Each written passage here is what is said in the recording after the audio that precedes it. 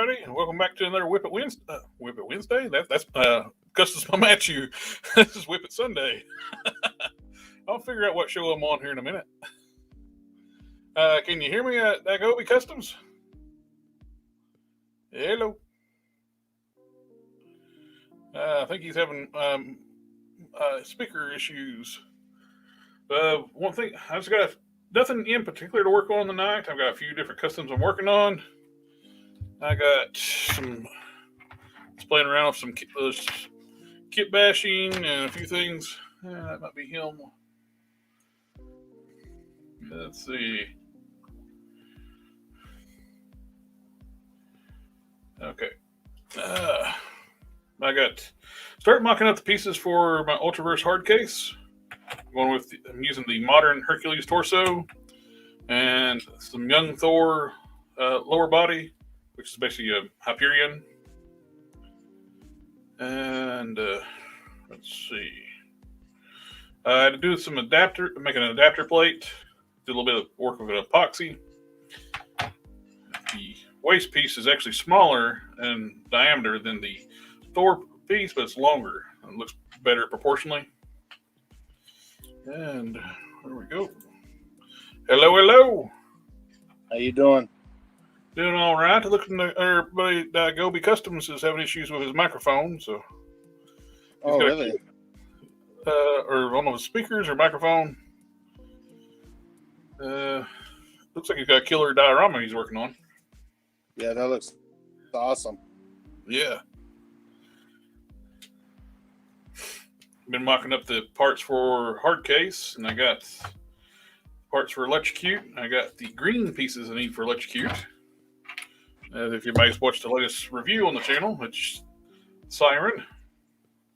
Yeah. It's a good thing that I'm chopping this up for customs because of the defects on it. Yeah. Premium money, not and crappy QC. Yeah. So it sounds like they're racing a Super 7. Yeah. Super 7, they're $55 a figure in horrible QC. Yeah. Well, Hasbro's not too far behind now with the up here. We're paying about $42 a figure for the new releases. Yeah. So you figure we're closing in on 45 up here. So you're not rocking your avatar. You know what? That's what I'm doing now. I'm gonna I gotta go back in because I saved it to my I have another tablet. I saved it on there, and I'm on an iPad now, and I don't have it like when you sent it to me yesterday. Yeah. Which one should I use? The green one? Whichever one you prefer, my friend. Give me 1 sec. Let me check in with DaGobiCustoms real quick.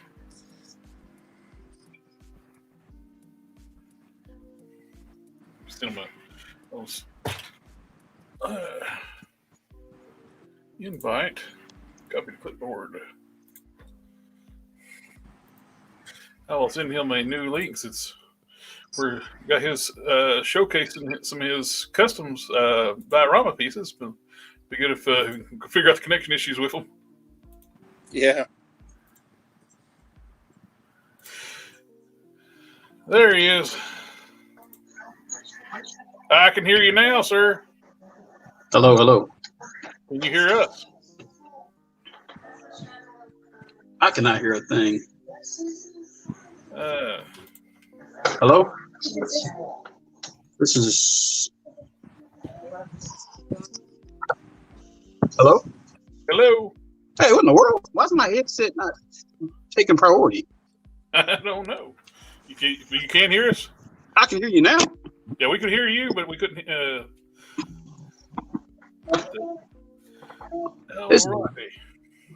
It's taking. Hold on, I'm trying to speakerphone. I want speakerphone. My wired headset. StreamYard seems to struggle with mobile devices. There it goes.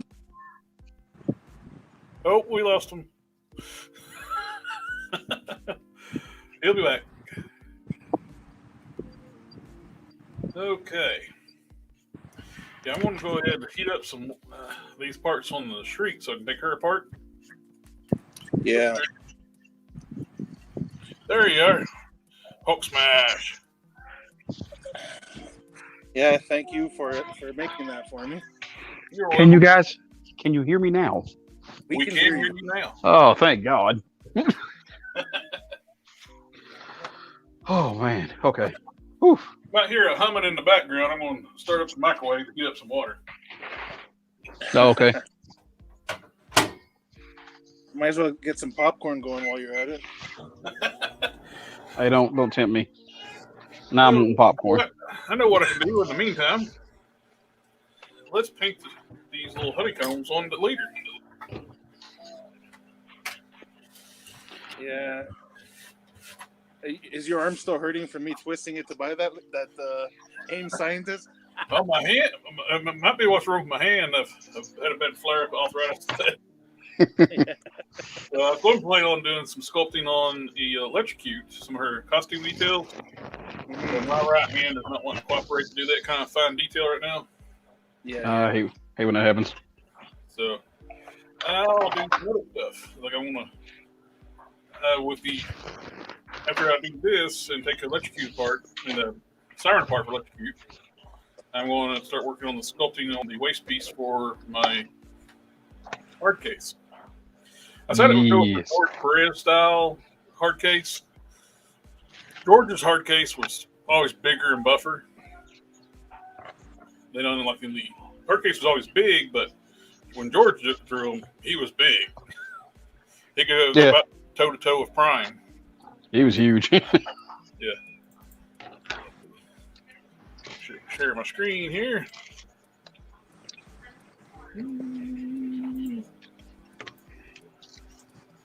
There's the breakthrough cover. Oh, nice.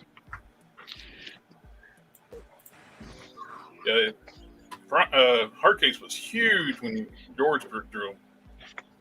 Hardcase is one of my favorite characters, though. And very tempting to do a Space Prime too. They wouldn't have to actually do the gauntlets on him and boots. Basically, just paint the details. The only really sculpting is the air packs on his back and on his legs.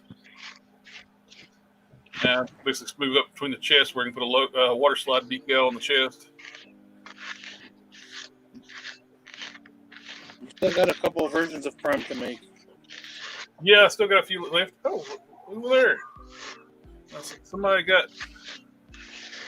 I wonder who did that. Oh no, that looks pretty cool. That man looks amazing. I wonder who put it on that website. World's greatest customizers. I wonder why Hasbro hadn't hired this guy. Yeah, no kidding, eh? There's a lot of people in this group here. Should be at least getting consulting fees or something other, and they'd help them a lot. Yeah, these companies ain't gonna do that. That's a cool Superboy there. Yeah, that was double equipped. Yeah. Is that like the animated series, the version of Superboy, or is he doing like his take on the '90s one? Yeah, that looks that way. You know what I made? I really wish somebody would make a Superman X, the one from the Legion cartoon. Oh yeah, I know, like the clone. And The one that he had kryptonite rays and stuff like that. Yeah. That was like literally my favorite Superman. He didn't get no love, man. He should have. Yeah. But that was a great character. That was a really good series. It really was. If nothing else, man, DC, they might not be kicking it with the movies, but man, oh man, they animated series is on another level. Their animated is so much better. Yep. Yeah. Like those are the people that they need to be hiring for the movies. Yeah. That's a killer diorama you're working on there. Oh man, I quit it. I appreciate you making me blush over here. Yeah, my hands were struggling today with I was actually my Desto sent me a set of those loose collector angel wings. Work angel wings. Put it down. I ended up stripping them down, and I've been sanding all those little grooves, putting them up real good. And man, that was been cramping my hand up like crazy. Oh, I'm sorry to hear that, bro.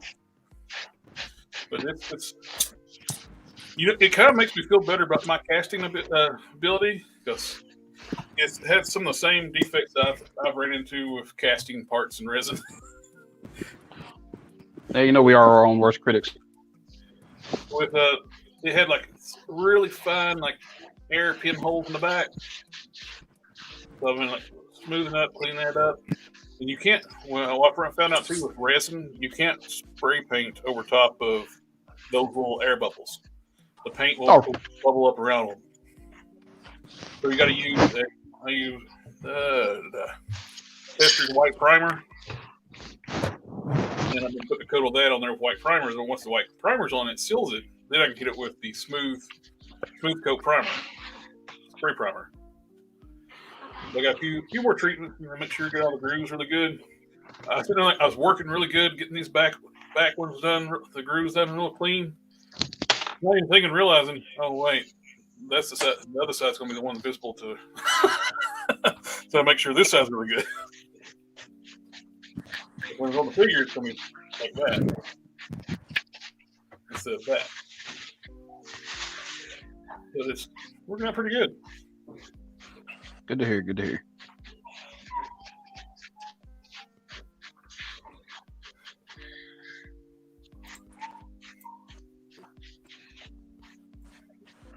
Okay. Let's see.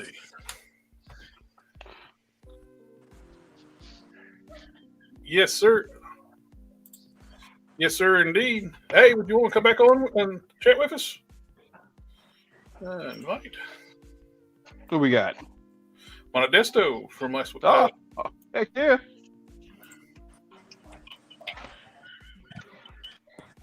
Feel free to come on in.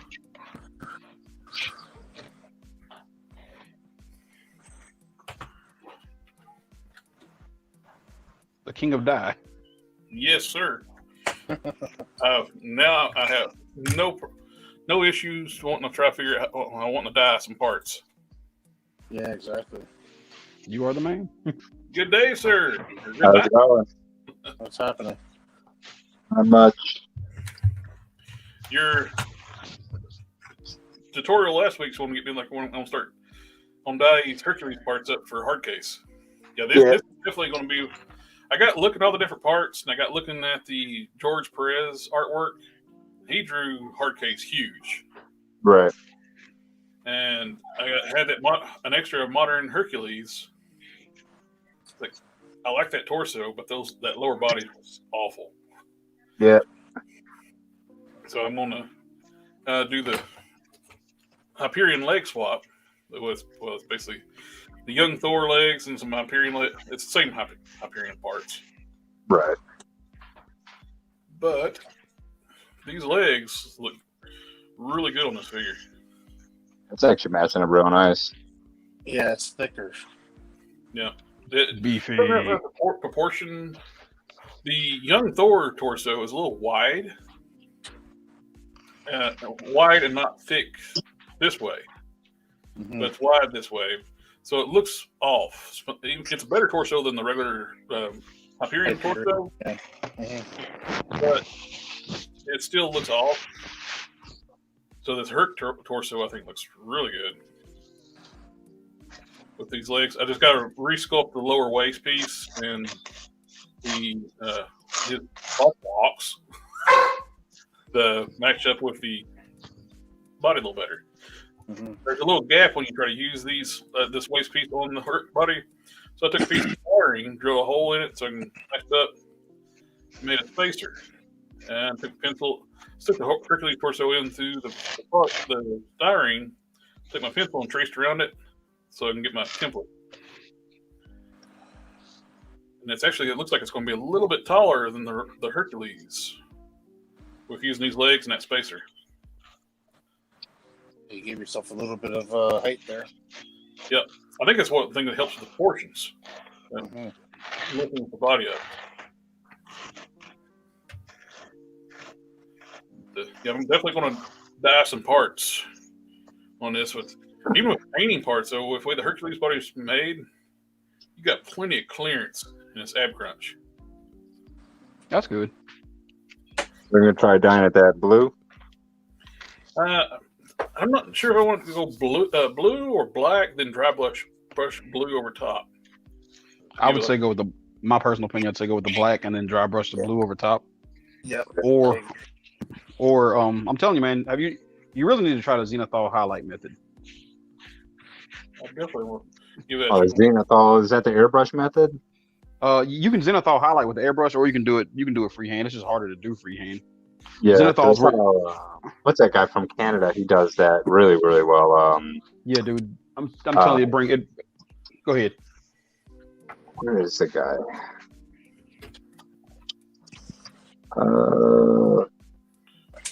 Is it Toronto Customs? Yeah, Toronto. Yeah, action Yeah. figure Toronto. Yeah, he does that Zenithal method. He makes it seem like it's effortless, but Dude,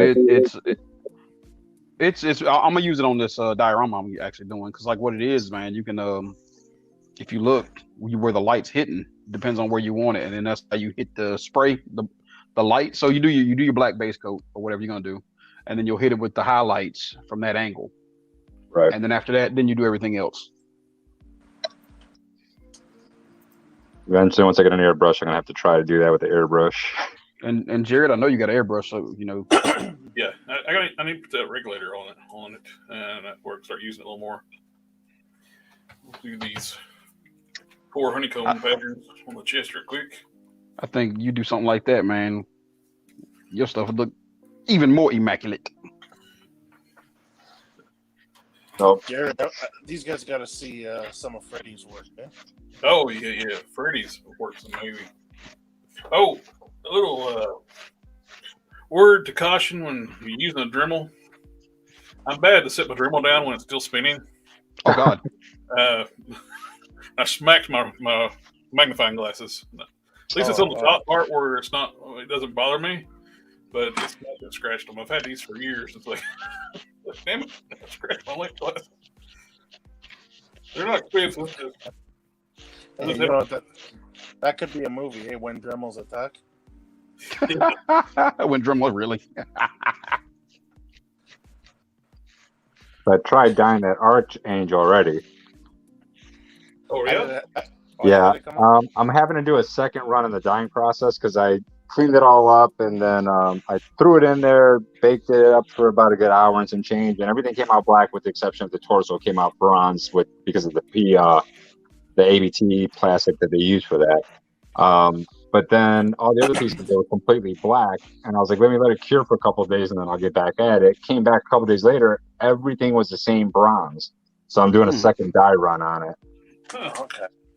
So I'm just trying to see if it's going to work. If not, I'm like, well, I'm going to have to. So I figured I'd be the guinea pig. That way you don't start it and then you have the same process I got. I don't know if it's the color or what, but because like that morph figure, everything came out black. Even like the upper torso, the ABT plastic was pretty much black. There wasn't any bronzing on it. So I don't know if it's the color mold, the color of the plastic that they're using helps or deters it from actually holding it better or what. Because it's got like a metallic paint on it, right? Yeah, I mean, you can still see the metallic paint on the pieces. Some are better than others, but if you look at like the torso, it's a little bit harder to see it. So I took like a flashlight and shone it on there, and you could actually still see the pattern to the paint. Okay, so the pattern is still there. Yeah, it's just the torso, the harder plastic, it's a bit harder to see the paint than it is the soft plastics. Mm. You know what? The only thing I'm wondering is if maybe because they used, I'm not sure if it's the plastic that's got that metallic look to it, or if it's the that they used, because even the regular colored Archangels got like I'm talking about that one there, the one from back in the day, not the one that they re-released. It had like a metallic paint job, or the plastics were metallic. Yeah. Maybe that's got something to do with it. Maybe it's the dye is taking to it different. It might be, because I'm looking at the More figure right now, and it's like there's a slight bronzing on the harder plastic, but everything else, like the biceps and the forearms, the upper thighs and legs and boots, everything is like black. Yeah. But everything on this figure, including the soft plastics, bronzed up after a few days. That's weird. So I figured I'm right now, I'm cooking them up right now, trying to see if it'll help. Maybe I just didn't cook it long enough. I don't know. I'm sure you'll figure it out, man. You know, it's one of those things. It's like I figured out a good method for certain ones, but they don't all come out completely black. But you know, for the most part, 99% of it's been better than that, with the exception of that not the Wendigo, but that Zemnu body that came out bronze. That still looks pretty cool. Right. Yeah. That could actually work for a pretty cool paint job with like a bear color scheme too, like where you can the bronze, you can throw a little black wash on there, then start dry brushing some browns on it. Yeah, that'd be nice. I think the major thing is, I guess, it's the joints. As long as the joints, you know, like you don't have to worry about paint rubbing the joints. Like that's the major issue, right? Yeah. Well, I showed you guys last week when I was scraping it with the X-Acto knife, and nothing. There was no color coming off of it. It was just strictly black coming off. Yeah. And I'm pretty sure with the softer plastics they're pretty porous. So once you heat them up, those pores open up. It's just soaking up the dye probably directly, almost completely into the actual piece itself. Yeah. Oh yeah, that's definitely going inside. So worst case scenario, if this doesn't work, then I'll just buy another Archangel. Maybe I'll buy the newer release, the deluxe box set, and give that away. Because I had one, but I don't want to use that one. I'll just buy a spare and just test it. Because the blue's a little bit lighter. I don't know if it'll take it better, and then might be easier. Yeah. But those damn deluxe box sets, they were running $35-$40 for a while, and I guess they must have really spiked up because now everybody's wanting 60 to 75 for them. Dang. Good Lord. Yeah, it's like some fool on eBay trying to sell it for $250. Yeah, some people, man. Good luck with that. Mm-hmm. He'll find a sucker, man. Don't worry about it. There's somebody that's gonna buy it. They're gonna be like, oh well, let me just buy it. It's like, all right, $250. It's like I'm cringing at $65-$70, but I'm not paying all $250 for it. Yeah. Just remember, man, for every one of us that won't, there's definitely 15 that will. Oh yeah. If you got disposable money like that, just to dump $250 on one piece, knock yourself out. Yeah, for real. That would blast, homie. Just one born every minute, right? Yep. Yeah. Worst case scenario, if it stays bronze, maybe I'll just do them all black. Just paint the whole thing, just go over with a coat of black, and it'll be done with it. Oh yeah. Then I didn't like the trigger hands, so I dyed up the Namor hands, the open hands, and then a pair of fist hands. And oddly enough, those came out bronze too. So I was like, okay, I got flesh tone hands, and then the other hands were white, and they came out bronze as well. Normally white takes the dye really well, so I don't know if I even added more dye because I never got rid of the dye from last week. It just sat on the stove this whole week, so then I just added more dye, so maybe it got diluted or something.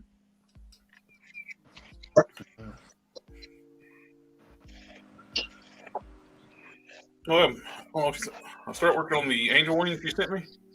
Yeah, I was watching. You said you had stripped them down and porous holes in the back. Yeah, they're made me feel better about my casting. Was it had like a air bubbles in the resin. Yeah. And I get that sometimes with my resin. That probably it's because I'm a newbie. So if they had an issue with that, I don't feel so bad about me getting them now. Exactly. I mean, it's never a perfect process. Yeah. Yeah, you shouldn't feel bad anyway, man. We all learning. Exactly. It's a process. Journey. We're gonna learn. Yep. Trial and error. Nothing's ever gonna be completely perfect. They're cleaning up real good. Got them re-sand it down, and that's the reason why. Only reason I went down that far is like where they went really like heavy flake silver on them, which looked good, but didn't match the wings. I want the full out wings. I was wanting the brighter silver. I didn't Yeah. want to go thicker on the paint. It's pretty heavy paint. And it looked beautiful. Yeah, it did. It's a nice one. The paint job they did on it, but it was pretty heavy handed. They were probably just churning them things out too at the time. Yeah, every time he threw them up on his eBay store, he was dropping 12 to 15 at a shot. So he had to like really jump on it to get one. Yeah. I think I caught the second pair of wings I got. I think I got lucky because I think that was like his last run of that, those wings, and he didn't produce any more after that.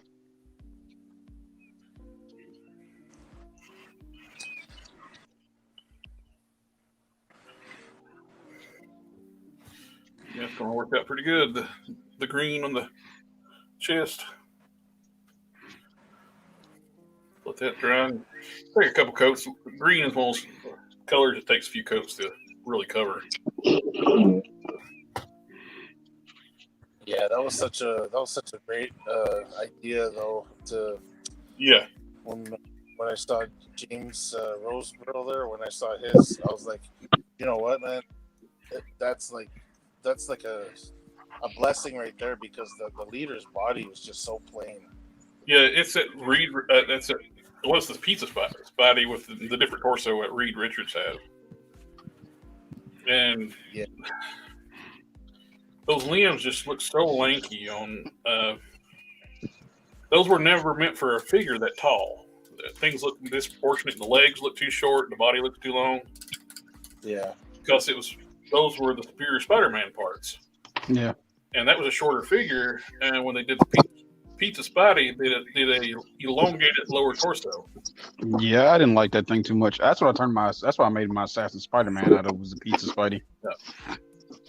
That's the annoying part too, when everybody wants the Spider-Man 2099, so we're going to reissue it on exactly the same body it was on instead of doing the really good retro carded body. Come on, man.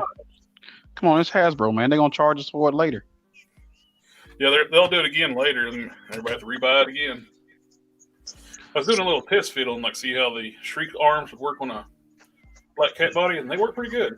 There's a little play in the shoulders, just the pegs are a little smaller, but they work fine. Yeah, as long as they're not falling out.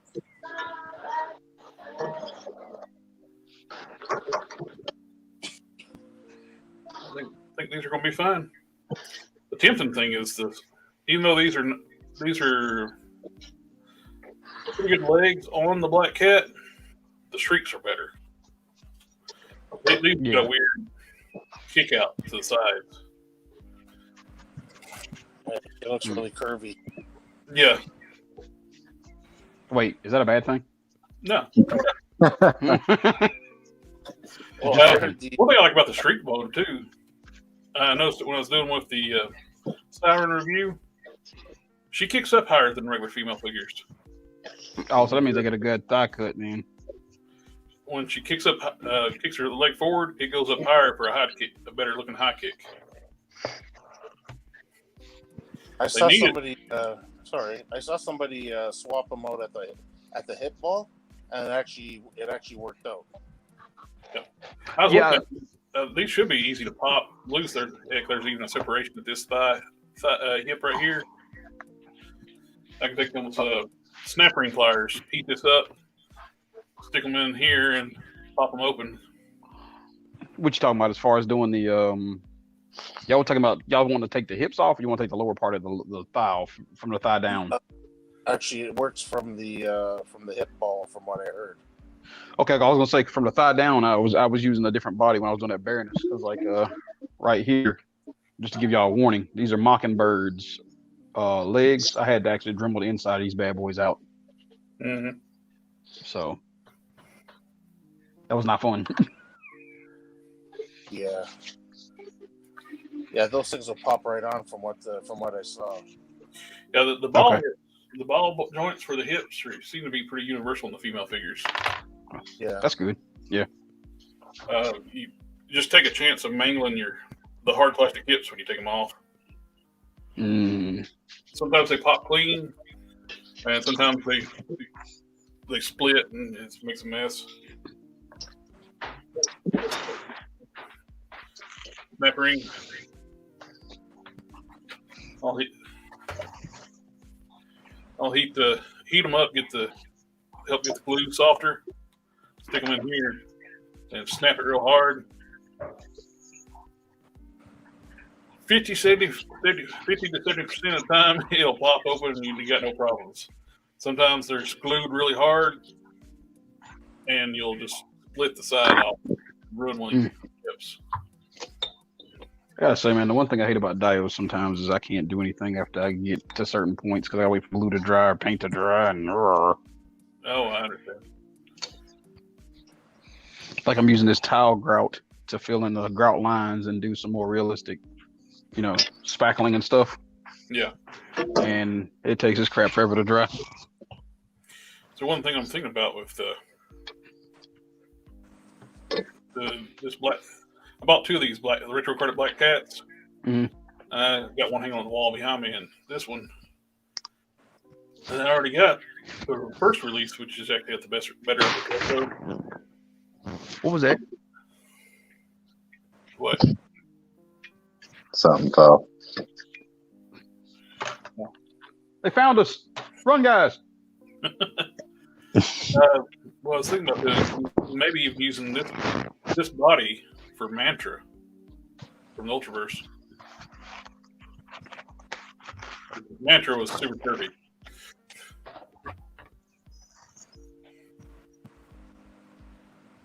Was there a difference between Malibu Juggernaut and the regular Juggernaut? Like his suit was the exact same, wasn't it?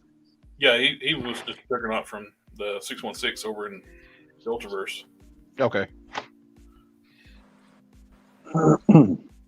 Let's see, which actually been modifying this one. I think I showed a little bit on the last week. I shaved down like where he had his bruised cheek. Mm-hmm. Shaved that down, smooth it up. The eyes, repaint the eyes, which makes him look less like he's beat up and it's more like just Juggernaut. Also, stacking a few more O-rings to get the head set up a little higher. That's one of my only complaints about this KO. The unmasked head sits down way too low. They should have modified the head where to sit up a little higher. It was the same deal with the Outback Hulk. Head sits low. Gentlemen, I'm gonna go silent for just a moment. You'll see me doing some airbrushing. Yes, sir. So, did you ever find out why that one bicep is bigger on that Outback Hulk? Or no, is it just something for the game? So I had several people reply in that review that it was for the game. Okay, because at first I thought, I wonder if that's just a damn defect, but then I went on Anthony's Customs and a bunch of other reviewers, and I was like, no, everybody's bicep is bigger, and some people didn't even notice that the bicep was bigger. Once you see it, you can't unsee it. Yeah, the form too, everything. Yeah, it'd be great if they actually did the other arm, at least as another. They could use it for other characters, big characters. Mm-hmm. But who knows if they'll ever do that? I just saw E. Rivera's review for the new Vulcan body. That's actually a pretty nice body on it. Absolutely, that thing looks great. Yeah. I took screenshots and sent to Dom and Dagobi. I was like, "This is awesome. We got to get this." And Yeah, because I was even thinking that would be a good fight case. I'm hoping that thing hits clearance, like a Shriek, and I'll buy a bunch of them. Yeah, that wouldn't even make that's because it's a little bit bigger than the Bucky Cat body. Yep. So, because when I saw it, I was like, oh, I wonder if you could actually use that for the hard case. But then as soon as I jumped on Instagram, I saw you already started prepping with the Herc body, and I was like, oh, okay. Yeah, I actually thought about that for the Herc for hard case. Then I got seeing everybody posting all these tributes to George Perez. It's like, yeah, George drew hard cases monstrously big, so I'm going that route. And it's always that case. This is just some kit bashes I did, like make some like Troop Builder female figures for G.I. Joe, since we're waiting forever for Joe's. And Yeah. I took the movie, well, not my idea, I've seen someone else do it. Like they took the movie Scarlet and did some part swaps with Lady J. Makes a really cool, like, generic Troop Builder. On that note, I forgot to ask you before let me you on that G.I. Joe kick, and that's what I'm on right now. Have you tried the movie Wasp body on the Lady J body? I mean, the movie Wasp head on the Lady J body. The what now? The movie Wasp. Put her head. Oh, the MCU Wasp. I was sitting there like, who's Wasp and G.I. Joe? Yeah. Put movie Wasp's head on Lady J's body, and it looks great. Is the hair coloring the same, or you got to paint it up? It looks pretty good, actually. The hair color is brown. Yeah, she's got brown hair on that head sculpt. So. Oh yeah, I'm thinking Scarlet with the orange hair. Yeah, I'm actually working on a cover girl, Courtney. And I showed you my. You can get the movie Scarlet cheap right now on Amazon. They're like $10 or something like that. Yeah. GameStop had them on sale for $6 at one point. But what's weird is the girl who's supposed to be Jinx, she's still like 22. And they're reusing that mold for like the generic Ninja 2-pack. The Jinx girl. Even the Storm Shadow movie would make a generic Ninja too, right? Yeah. Yeah, I actually I made one out of it. Like, I mean, those are all on clearance right now, so. Jerry, you still got to dye up those ninjas, right? Yep. Yeah, I don't know how the softer plastic on the outside for that gi might blacken up pretty good. If not, you could always just use some leather paint on it, probably. Those are definitely going to be some of the first things I dye. I got a few of those. Here we go. Icons. Yeah. There's my pixie-headed Lady Actually, J. pretty good. That's that. Now, see, what's funny is this is the comic book Wasp head. I toyed with putting the retro card one on Lady J. It looks pretty good. Yeah, I guarantee that would. Yeah. She's got the longer hair. Yeah, I need to get that Captain Marvel so I can make a Courtney cover girl. Yeah, the jacket works great on that body. I'm using the Electra head. Just make on this one of the generic character just to add to my Joe ranks. Oh, the boots weren't swappable on these two.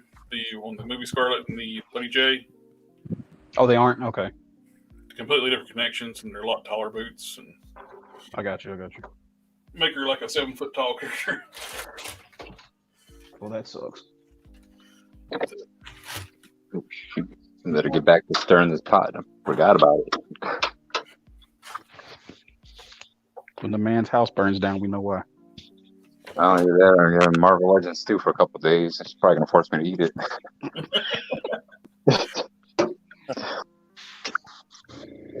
Oh, good. Nothing stuck to the pot. So what happened to our buddy? His wife got him. I was like, he'll be back once he's out of the ICU.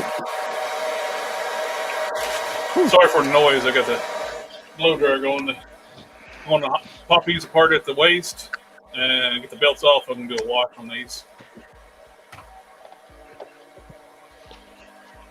I can mute myself while it's doing that. Don't want to chat. All right.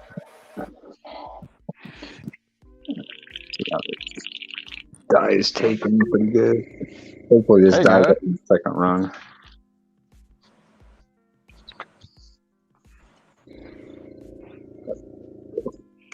Get some military colors going.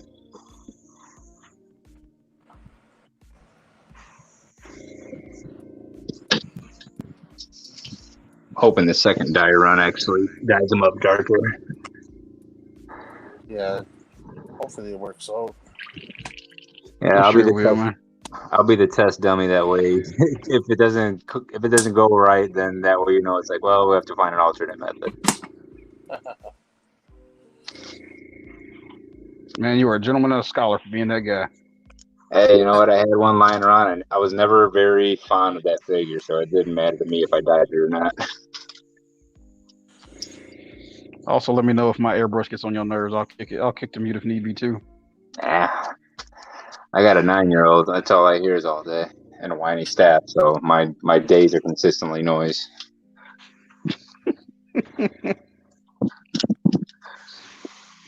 Let's see. There we go.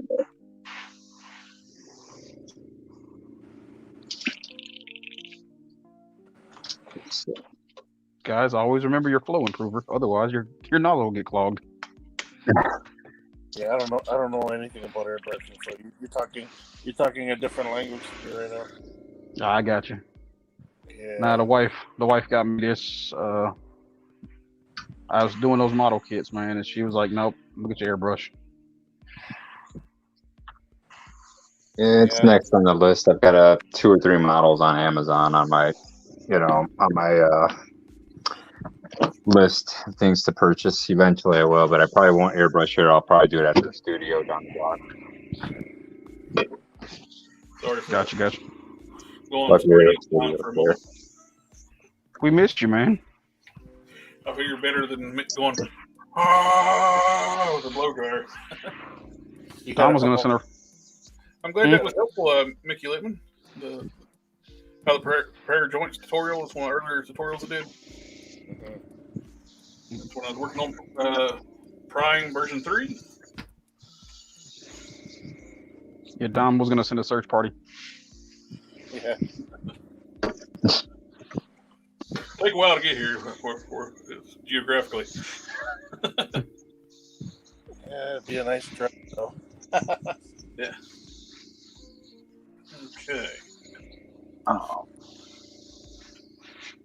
What do you use to clean your airbrush with, Jacoby? So I made my own solution, believe it or not. Oh, cool. It's Windex, glycerin of all things.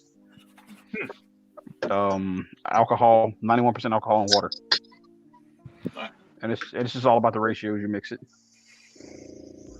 Now, originally was going to with the one I'm using, the movie Electra Head. Movie Electra Head's got very much a lower croft. Speak for a second. Video game Laura Croft head look. It's got very much of that. Hi, baby. That's All right. And so it'd be tempting to make a Laura Croft an Electra head. But initially I was going to make a cover girl using these parts. But now that Hasbro's actually righted ship and corrected course and doing more classic style 80s Joe's designs, you know they got to do a cover girl. She's got to be coming. And we don't have to worry about looking like a Fortnite character. Yeah.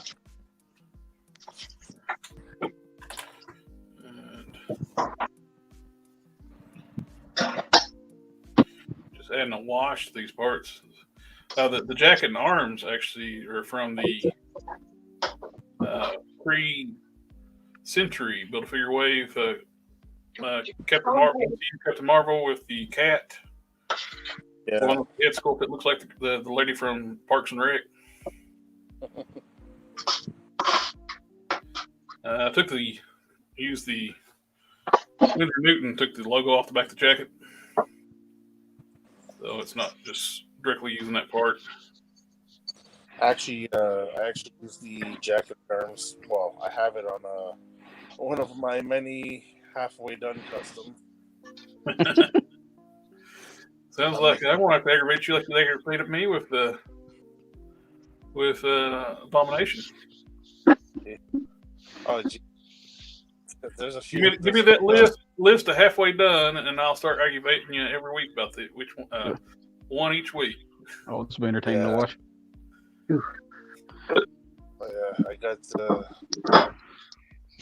got a few. I can't say much. I got a giant box underneath this table right now. It's full of customs. I've started, stuck in a box, and moved on to the next project. Start dig through. Like, hey, Hasbro made that one. Hey, would anybody like to purchase a custom Oh, was it Ultra Ego Vegeta? Yeah. Ultra Ego Vegeta. Yeah, that's originally from the manga, isn't it? Yeah. When he's using like a god of destruction powers. Yeah. I had the shield, man. I had the shield. Oh, go right ahead. Help me. Definitely. You got anything you're working on, or anything where what you're gonna be, where you're gonna be at, how people can find you, let people know. Oh yeah, appreciate that, man. I was gonna show off this awesome, like I said, this diorama, as y'all call this awesome diorama I'm working on. But god dang it, if I wouldn't talking to one of my associates and they snagged it up immediately. I was like, man, I ain't even finished yet. He's like, okay.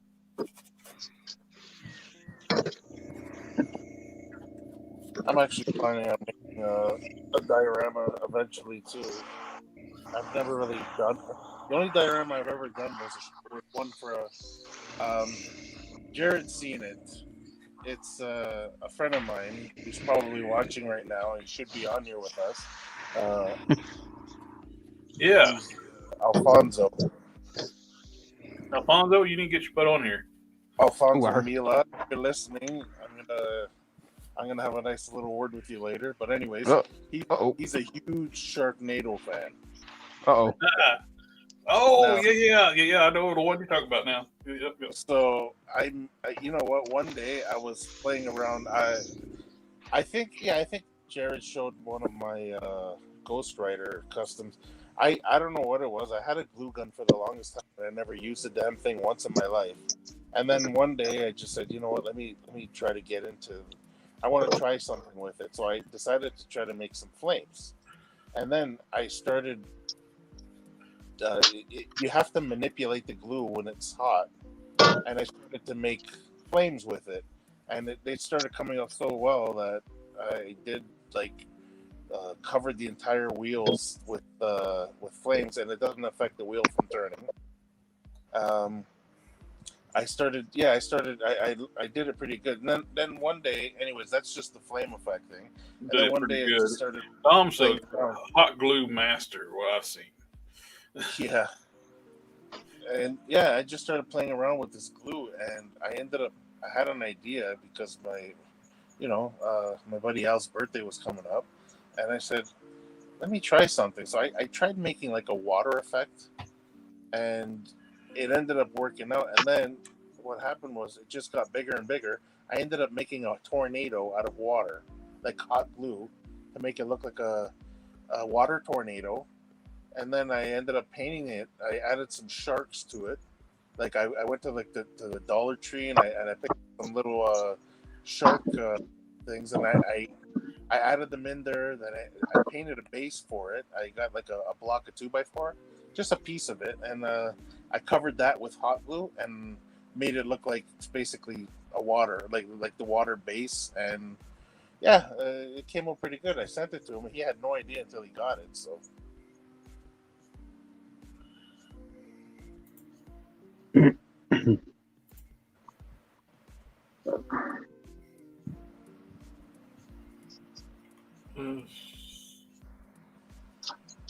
Actually, you know what, Jared? You mind if I send you a picture of it? No, you go ahead. Second. I'm still trying to figure out the layouts on these StreamYard things. There's ways to move things around. I just haven't figured it out yet. I don't know if maybe it might be restricted too from where I'm using the free version.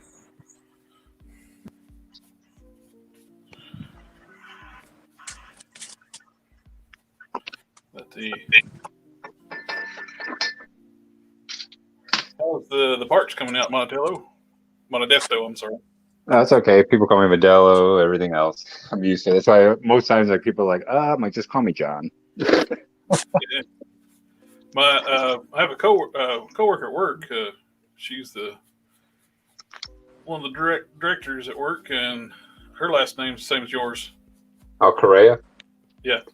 Yeah, it's a very uncommon last name. I've only met maybe in my lifetime. Maybe I went to school with 2 in high school, and then I met 1 in the military, and I haven't met another one since. So when you seen your last name, it's like, hey, I know that name.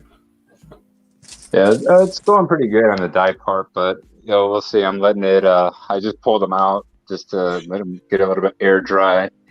They look black, but I'll wait for the bronzing process to kick in again. Hopefully it doesn't, but we'll see. There's the Sharknado. It's pretty cool. It's all hot glue. That's wild. Yeah, working with hot glue can be either really good or really disastrous. I've seen some really good ones. I see some really bad ones. Yeah. I just burn myself if I mess with it. Oh, believe me, I did that quite a bit. Oh, you get these people that keep suggesting they're doing the hot glue method about installing head castings. It's like, no, I'll stick to my O-rings. It's just a mess when you're doing the hot glue method. You got to put Vaseline on the ball joints. Then while the glue's hot glue's hot, stick it on there. Then hope you get the right depth. It's like, no, I'll just stick to my O-rings. That's a good method. Stick to it. It's like, there's less mess and it's easier, and you get that nice factory. I like with using the O-rings. You get that nice factory pop when you're putting your heads on and off. There's so much more uses too with the O-rings too. Like with if you're using a set of hands that don't fit the wrist peg holes on the figure you're using, you can actually embed O-rings into the wrist forearms. I did that with my last Prime, and I actually did it with. I put Marvel Legends style hands on the Mattel Dark Knight Superman that's on the He-Man style body. Put Marvel Legends style hands on it using that method too.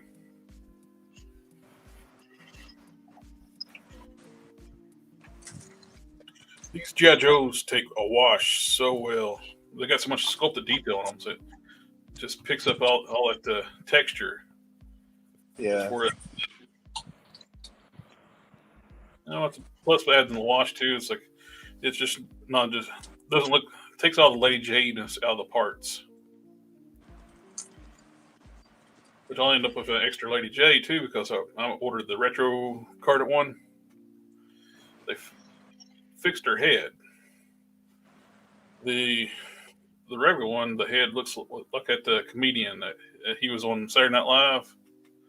Not the one of the 90s guys. Yeah. That. Once somebody showed it in comparison, it's like, yeah, that's all I can see now. What is love? Those movies. Wow.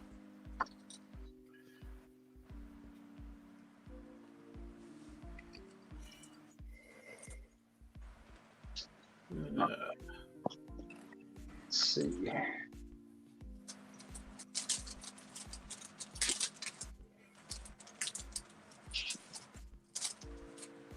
Where I'm on, I do stuff with Instagram a lot too. On my some of those songs they do, those videos get stuck in your head. Yeah. My money don't jiggle, it folds, wiggle.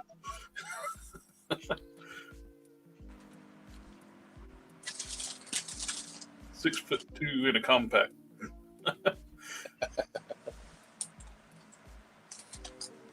Yeah, I'm still not on Instagram. You need to. Share your customs with everybody.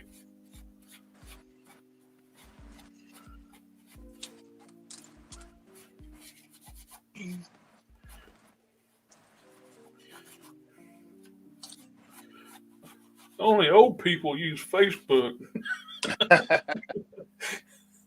It's the same way like it used to be like we would date herself when we were talking about like being on the forums. Like only old people use the forums. Yeah. Like, Well, Facebook killed all that, man.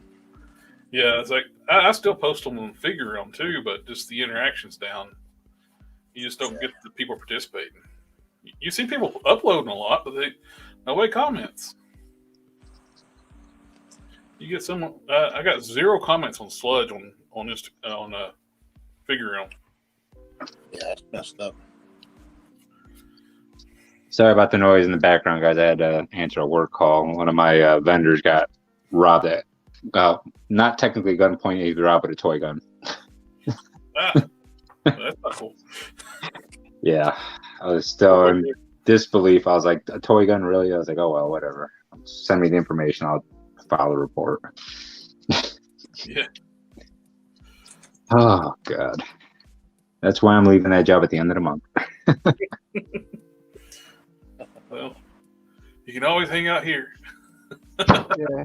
Well, they're getting me something else. Someone's like, I need something that's a little bit more corporate. That's what I'm used to. I took on the role managing outside property for the Chicago Riverwalk. It has a bunch of vendors. They constantly have drunks and everything down there, so it's always problematic. Oh, that reminds me of one of the funny segments about the new Sabretooth figure. Yep. The Dom. It's like I thought it was hilarious. It does look that way. I mean, Like a comparison of the Apocalypse Wave Sabretooth, the Age Apocalypse Sabretooth figure, the big one, and the new one from Bonebreaker. So Yeah. somebody commented like the new Bonebreaker looks like he'd be outside a gas station and bumming for gas money. Hey man, you got a quarter, dog. Got a quarter. It's what it looks like. Let me holler at you, dog. Let me holler at you. Not a fan of that head sculpt on that Sabretooth. You know who you I'm can make sure out of that? people are like, You could use Running that on head cart. for the what's his name from Amalgam Comics. oh, The Sabretooth Joker hybrid. Jackal. Yeah, you can make him out of it. See, and I started a body for that probably 6 months ago, and then they announced that they were going to have the vintage Sabretooth, and I was like, you know what? Let me not even bother with it, but somebody's bound to make a better head cast, so I'll just wait for a new head cast to come out and put that on it. Big Head Studios has got some cool looking Sabretooth heads. I want wanna to do get some like the protein. animated series one with the Venom body, the Build-A-Figure body. Yeah. But just sculpting all that damn fur on there would have been a pain in the ass. Oh, absolutely. I believe in you. You can do it. Well, eventually, when I have more time on my hands, I'll get more stuff done. But it's hard to do it in the house, and then like I'm on call 24/7, so it's like every time I turn around, somebody's calling me for some incident. Man, I've definitely had an on-call situation before, so yeah, I feel your pain. Yeah, and I work directly with the city of Chicago, so it's like I have to coordinate with CPD, I got to coordinate with the mayor's office, I got to coordinate with my organization, I got to organize with the MB organization. So it's just like every time I turn around, somebody's emailing me or calling me. It's terrible. You run a security force? Yeah. I thought so. I thought about doing that actually, because since I did law enforcement and everything. Yeah. You know, how hard was it to get your license and everything? To get the park license isn't hard at all. I mean, it's so long as you don't have the 3 major factors to keep you from getting a license to be in any kind of because contract security has to have a perk license, so you have to make sure that you don't have outstanding child support, you don't have any outstanding student loans, and I I hear the last part. What'd you say? My desktop. Oh no! I think his audio dropped out. hold on a second. Okay. Am I back? Yeah, Yeah. you're back. Yeah, sorry. I went down the porch and down the stairs, so I went out of the Wi-Fi range, I guess. Ah, But yeah, I think a felony is the third one. If you have a felony, back child support, and back student loans, then you wouldn't be able to get your license. Oh no, man! My fingerprints and everything have already been run through Avis. I'm good. Yeah. So I'm it's clean. not bad, but you know, I've done everything from jobs to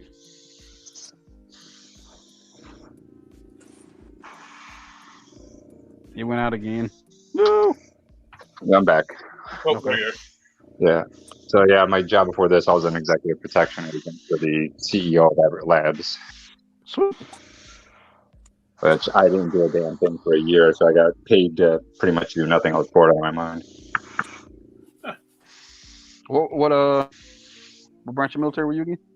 I was in the Navy. I was an operations specialist. Gotcha.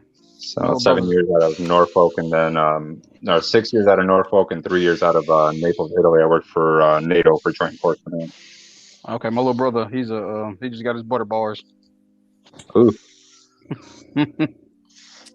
So he's with the Navy. He's an officer. I don't know where he's at right now. He came home and then disappeared. that's the Navy for you. Here today, gone tomorrow. So yeah.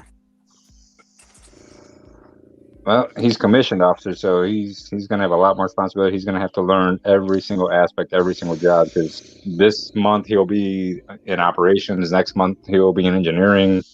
6 months on the road, he'll be on the navigation side. He's gonna have to learn everything. I don't know. The one thing he said he hated the most is he doesn't like telling people to go do stuff. He's more of a go-getter himself. Yeah, well, you gotta delegate sometimes. Yeah, he hates doing that. He's like, man, I'd rather just do it myself. And the only bad thing is you keep doing it yourself, and that's gonna be the expectation. Yeah, true.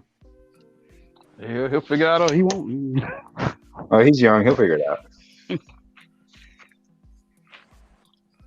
Is he, what, 21, 22, 24? Nah, actually, believe it or not, man, my little brother in his 30s. Oh, did he go from enlisted to OCS? Mhm.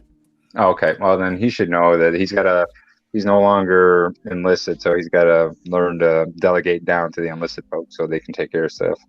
Yeah.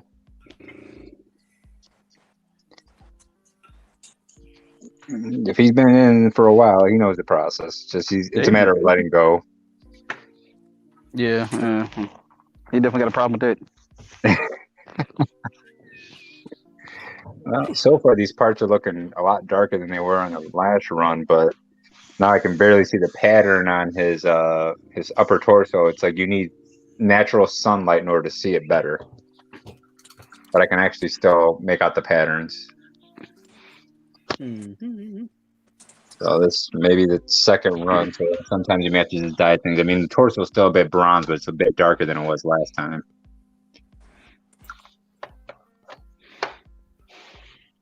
Yeah, okay, I can still see the pattern, so it shouldn't be too hard to paint up. Oh, great, I'm getting dye all over my fingers. Great.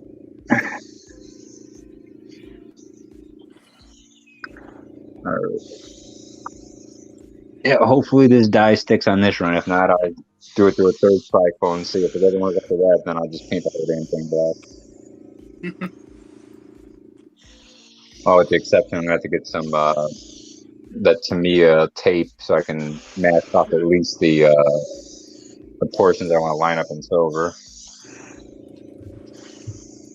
I'm going to end up repainting my Tigra from Super 7.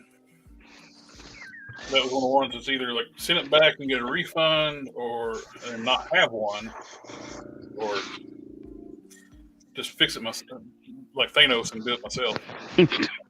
Snap your figure to perfection. Just got to pick up it needs a repaint. Even if I get one, it's going to bug me anyway. If I was able to get a perfect one, they messed the colors up so much. They made them more. Much? Do what now? I said OCD much? Well, yeah. Because it's colored more like the toy Tigra than it is the cartoon Tigra. Yeah. Mm. And everything else in the Wave series has been the cartoon versions.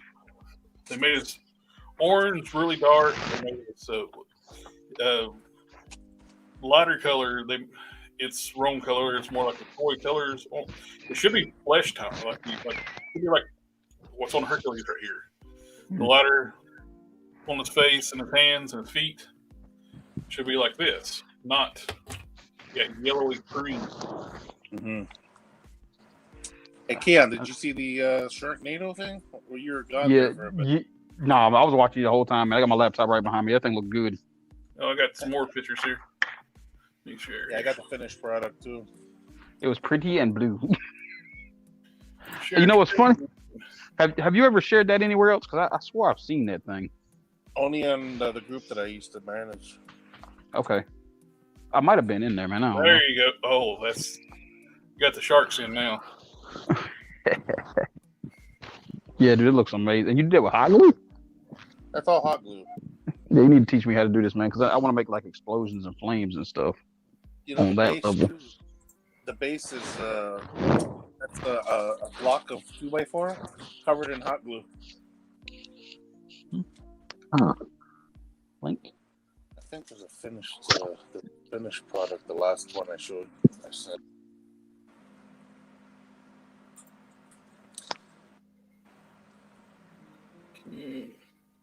This one. No, it should be a black background. Nice. Hey, Jared, you said you only have 4 people in the stream, correct? Yeah. Okay. Is your cousin there? Yeah, Sodoms, but he was trying to get in. Oh, okay. But I think we've already. But does it count you as the 4th one, or? Yeah. Okay, well, he'll be alright.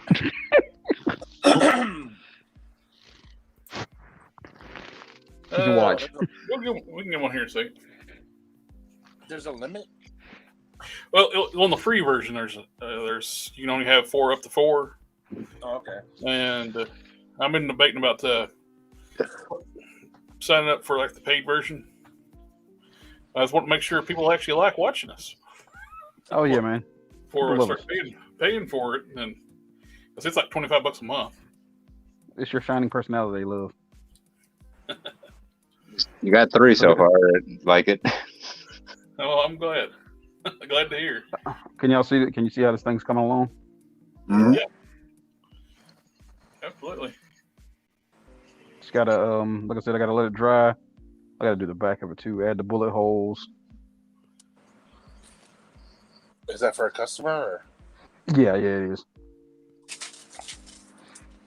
And just here's how it scales with Marvel Legends. They put you up on solo. So we can look at it. Okay. There you go. There you go. Yeah.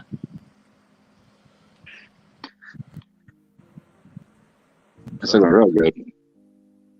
Yeah, appreciate it. I still got to go back, add the grime. I got to add some moss. And these are going to be bricks down here, so I got to go back and paint those. Then I got to seal this bad boy. And if you're looking for any dioramas, DaGobiCustoms contact information is in the description below. Yay! Oh, is it really below now? Because they've changed the format on YouTube. Now, when you open it up, it goes to the right side of the screen. just know I exist somewhere, people. It's in the description. I don't know if it's still below. It's kind of below, but it's not below. And then here's my beautiful Baroness, because I got tired of waiting to find one. She goes real good with it.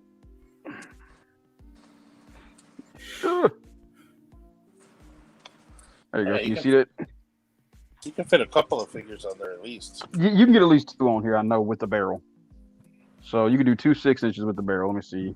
Some posing in. You know what though? You can also use the top for like a ninja. You know, like. Yeah, I didn't even think about that. And if another thing I can actually do is I can actually add a wire harness if you want to do like a, you know. Like I said, there's enough room. You can get Like 2 you figures think- on there easy. I'm looking at that right there. You got Baron. It's like if you were to add Destro, and then you could add like Storm Shadow standing up top of the brick there. You know. Yeah. He's real sneaky in that bright white outfit. Yeah. Right. Oh yeah, it kills me. So I'm debating on this barrel. Y'all got any ideas on it? Because I don't know about these colors. I think it looks good. You think so? Yeah. Okay. I guess I'll add the rust and everything to it and the chipping. You can Yeah, also, the weathering also- sells stuff. yeah. Yeah. Even some gunmetal, like in some spots, to make it look like area that hasn't been completely rusted. Yeah, I can do that. I have another one. I don't know where it's at. I can show you. Well, maybe not. I have no idea where I put it.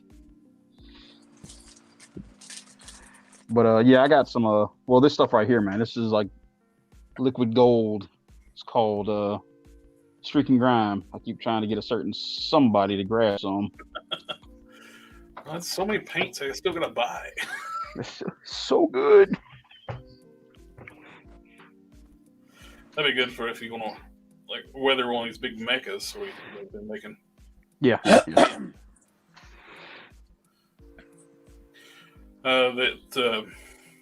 guy that does like the 1080p upscales of all those cartoons.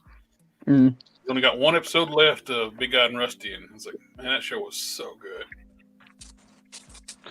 Yeah. I tell you what I've been watching lately, man. You know, it's the G.I. Joe 40th anniversary. I've been killing it. Watching the original series. Yeah. I got my little baby watching it, man. I got my 2-year-old is like, yo, Joe. Don't go on to the Dick series, the After Sumbo. Oh yeah. That show, I'm gonna try to watch it. It's like, man, that's just horrible. Well, you know, I'm trying to get him when my cousin comes over. I want to go run around the house going Cobra, la la la la la la la la la la. You know what I just finished watching? I was watching. It took me a few days to watch it. I had no idea they even made this series. I was just scrolling on Disney Plus, and I saw Hit Monkey. Oh yeah, dude, it's on Hulu. Yeah. Dude, you know what? That thing was so freaking. It was amazing. I liked it. Hitmonkey's awesome, dude. He's a fun character. He came with the Deadpool figure. Yeah, he also came as a Build-A-Figure. Yep, the Build Figure. Yeah. Black. Yeah. I have the Build. That's funny. The 2-pack, he's in white, and the Build Figure, he's in black. Yeah, and in the show he's wearing black. So, like, I mean, I guess the white was just because that, you know, I guess the match up with the Deadpool, the white. But yeah, you know what though, I really like the series. It was pretty good. You know, they canceled the MODOK series, and that thing was funny. I didn't catch that. Don't, because like I said, it's canceled, man. It's like it's a really funny series. Like they did a good job. The humor's on point for me, anyway. Patton Oswalt was doing the voice of MODOK. Oh, I haven't jeez. seen that one yet. Is it any good, the MODOK? I've seen the Hitmonkey one. Dude, MODOK's hilarious.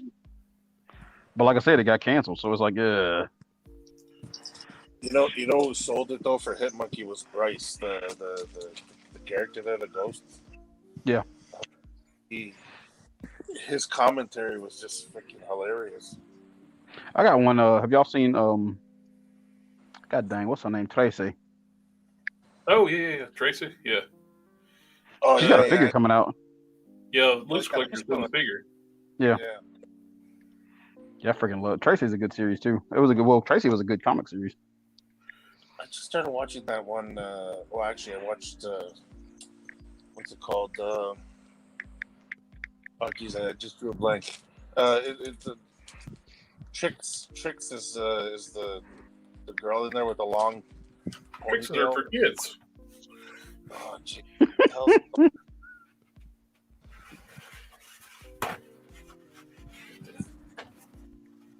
Jinx, not Trix. Jinx. Yeah, the girl. She's got the long. Yeah, I know the one you're talking about. It's on Netflix. The CG series, based on the League of Legends. Oh yeah. You talking about Arcane? Yeah, That's it. Arcane. Arcade. Yeah. Yeah, that's. You know what? Yeah, that was real good. That was really good. Yeah. Well, I can't wait for the video game. I play fighting games a lot, and they've got a fighting game coming out at some point next year, based on League. They started making some figures of her, the characters. They only made 2 6-inch figures. Then I guess they quit. They canceled it. Yeah, they ain't doing nothing with it. Which don't make sense. Well, they did the same thing with Overwatch. They made the Jinx 3 3/4 inch, but they didn't make her. Well, if you want to really want to get people interested in the line, have the main characters be one of the first figures you make. Yeah. So who made the figure? I think it was McFarlane at one point. I think Jazzwares made the last ones. No way. I didn't hear about that. I got the Jinx figure laying here somewhere, and I want to put you on the spot here, DaGobiCustoms. I want to expand you while I look for Jinx right quick. Nah, you good, man. Like I said, I'm just over here, making a mess. You're doing reports.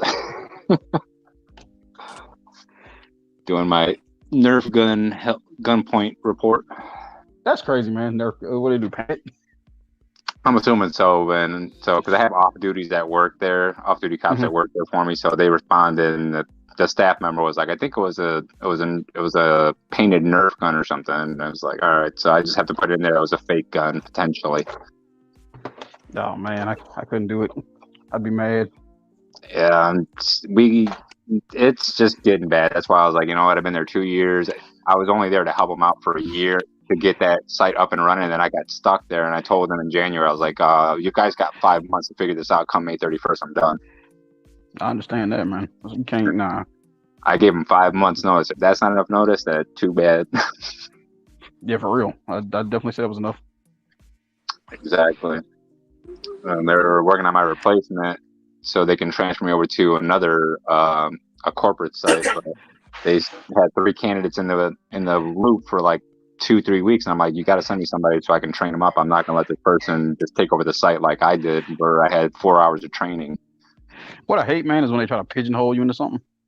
That's what they were trying to do, but I mean, I put my foot in my boss's ass all the time, and it's a smaller organization, so it's a flat organization, so I can walk right into the owner's office and bitch up a storm if I want.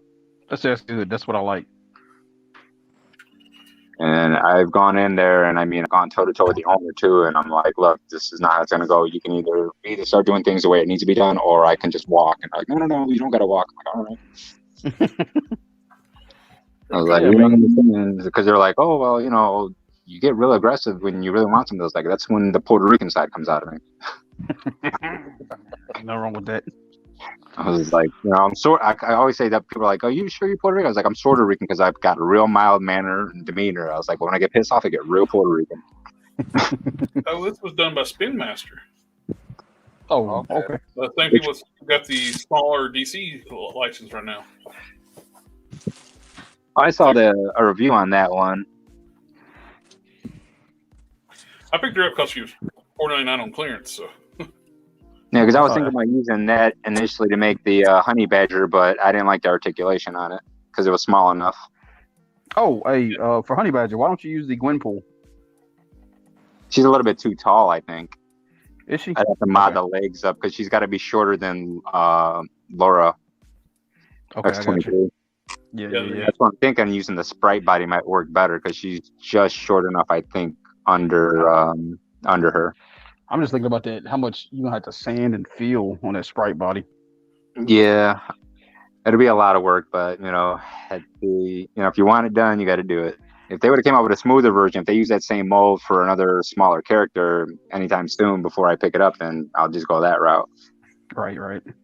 You wouldn't be able to shorten the Gwenpool or one of the teenage bodies from Legends? I'm pretty sure I would, but I think I'd have to take off quite a bit, and I'd have to resculpt and remold, and I don't know if I want to go through all that. Yeah. And plus, then I have to shorten up the upper torso as well, because if I shorten down the legs, I have to shorten the upper torso too. I'll keep my hair. It's fine. No, you're good. Guys, I will. Oh, okay. You sure, baby? I was gonna say I'm gonna cut it short tonight, but she said no. Good woman. I'll come and get them. All right, sweetie. I love you. My man said he got dang Puerto Rican. Yeah, I'm Puerto Rican, but when I get mad, I get real Puerto Rican. It's when the temper comes out. Son of a goddamn Aunt Nora, man. Damn, frying pans flying. Man, it gets... Rogan, my old Electrocutor maid. Mm-hmm.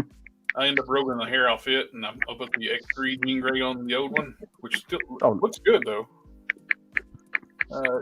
Actually, the hairpiece on the old one basically kind of a little bit too big. So the Jean Grey one actually still looks good, and I still got my DC style one. Get those crazy lightning bolts down the side. Y'all hearing a clicking noise? Oh, sorry, that's me. Let me turn off my mic because I'm writing a report and it's on my cell phone. Oh, okay. I'm going crazy. Is your cousin still trying to get in, or? I can find out. Let me see what this Joker's up to. Let me see. See if he wants to pop in for a little bit and.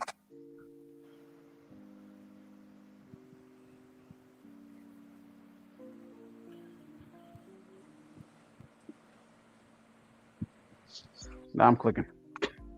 Let me see what he says back. He just switched over to third shift, so he's enjoying his life now. No, he's a night monkey, man. When I painted this hair back in the day, I did a really good job on it. I loved how it turned out on that red hair. Oh yeah. On the orange, what I did, I mixed some gold into it to give you the highlights, like picks up from the almost looks like more natural hair. Yeah, it looks really good. And I think it works with the Enchantress head pretty well. I've been dremeling out the inside cavity a little bit to make it sit in really well. Mm-hmm. Once I paint it up, I think it's going to work really good.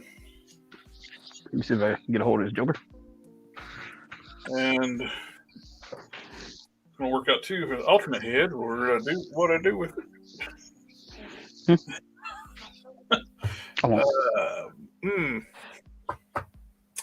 I had her here.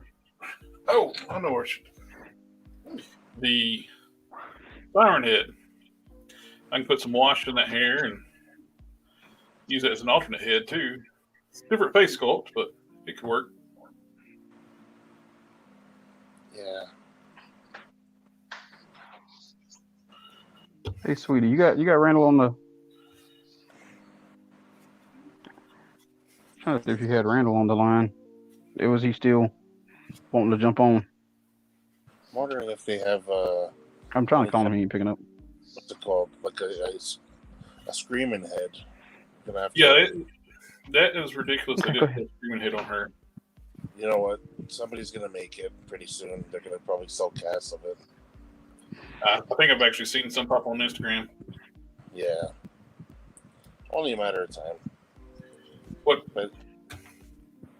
What needs to be done now that Customs by Matthew showed us that great tutorial about modifying these older female torsos. Mm-hmm. Somebody needs to stock up on these little barbell ball joints. You cut off. He is not. Oh, go ahead. I'm sorry. You go ahead. I was just gonna say he's not answering, so bump him. If he is watching us, you know who you are, Bryce. Well, just give me a shout out for next week. We can have him on. All right. Yeah, his name's Sardon. Like I said, he does reviews with was it Kato's Toy Box and those guys, the Transformers group. Yeah. So what I did for his Custom Matthews tutorial, you just take a sharp knife, cut off the ball joint.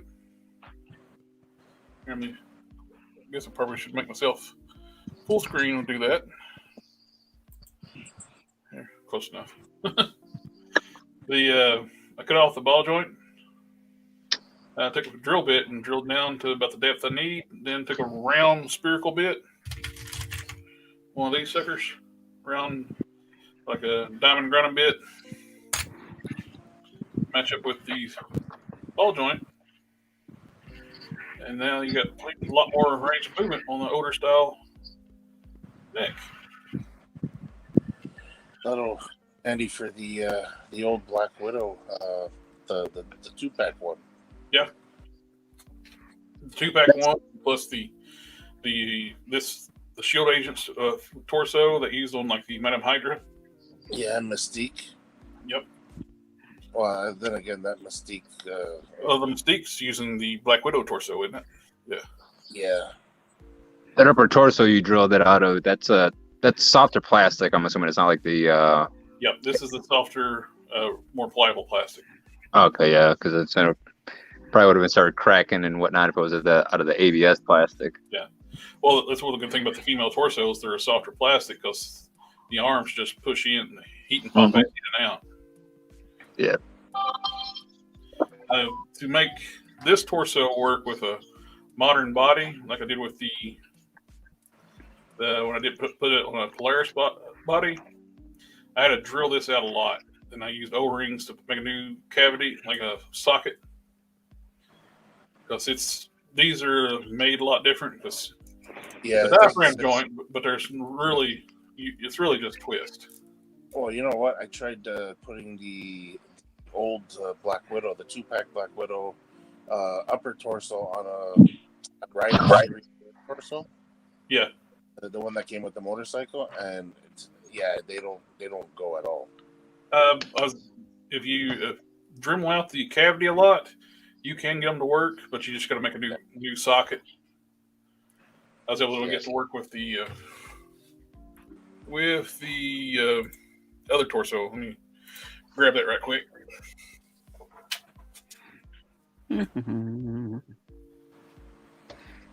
Sorry about all that noise. That was just me clacking away writing the report on the cell phone. That's what you're hearing, all that ticking noise earlier.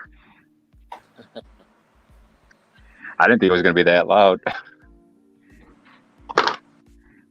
Gave us flavor content. Give us flavor, my man. Give us flavor. I just got to wait for the city and everybody else to start chiming in and my emails go crazy. Oh, God. Sound like my wife.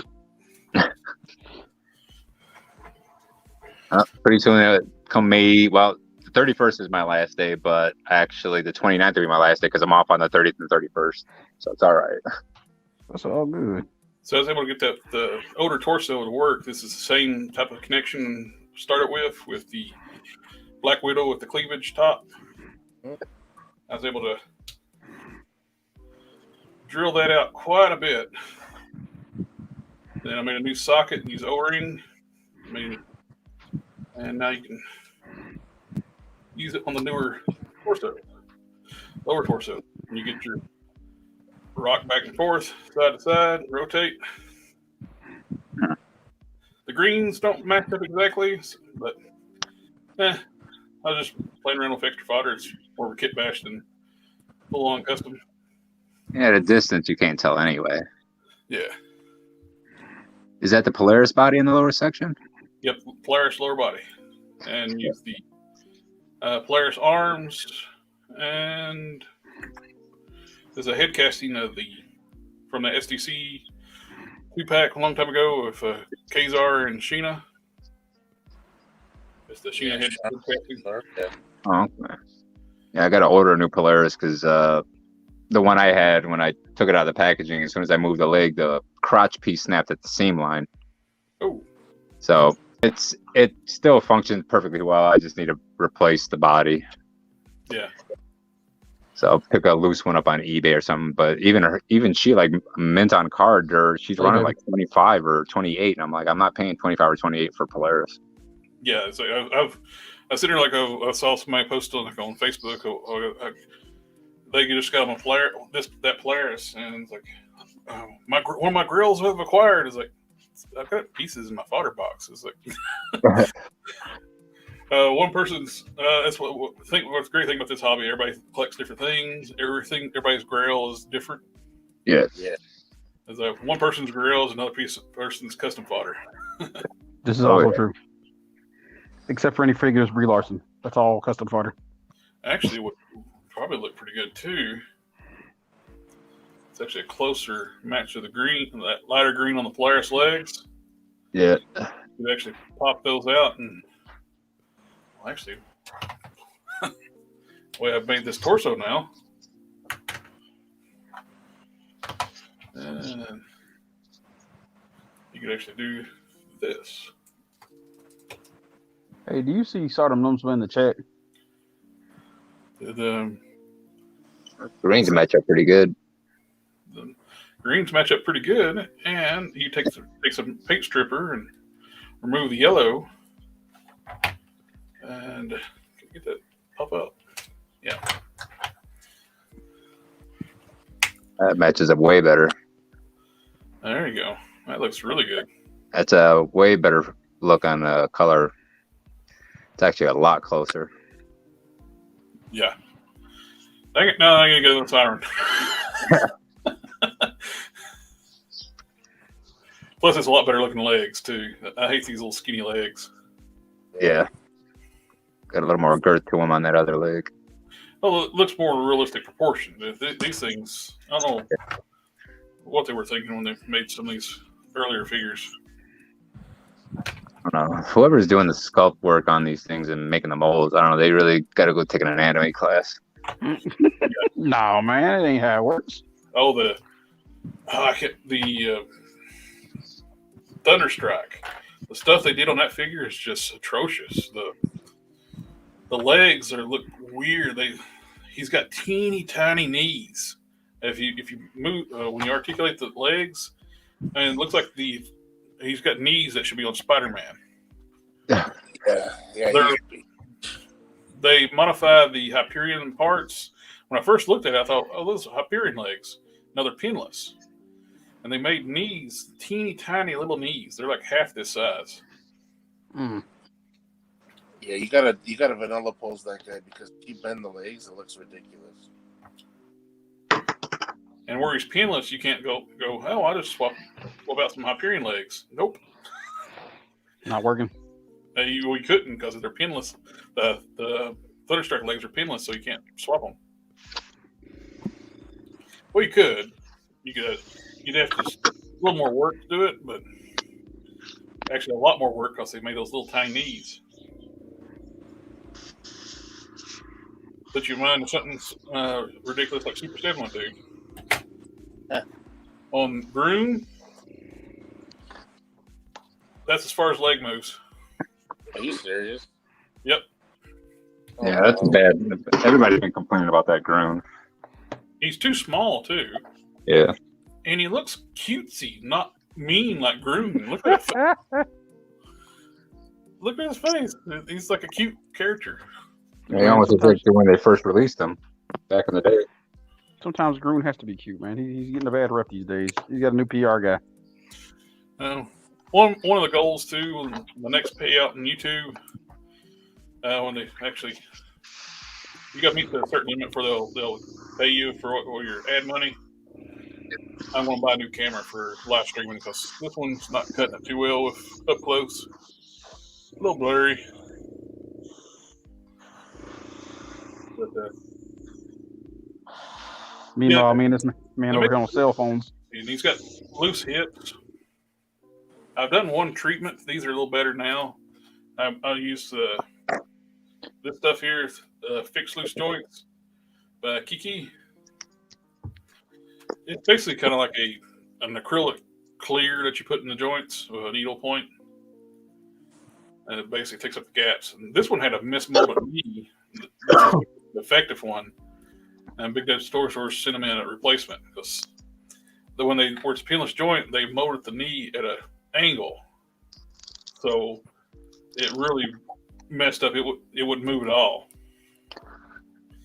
So I cut it loose and redid it, and actually notched it to where it actually moves farther than the other knee now. But it looks ugly because they mangle the plastic when they put the knee joint in wrong. And you're paying. These are 40. These were the last of the 45s, and now their standard price is 55. Sheesh. It's a hard pass for me. Yeah, that's why I can't. Well, especially with all the defects. Yeah. Groon should be about half-inch taller than this too. He was a big character. Hell, here's a good example. He should be close to Lobo size.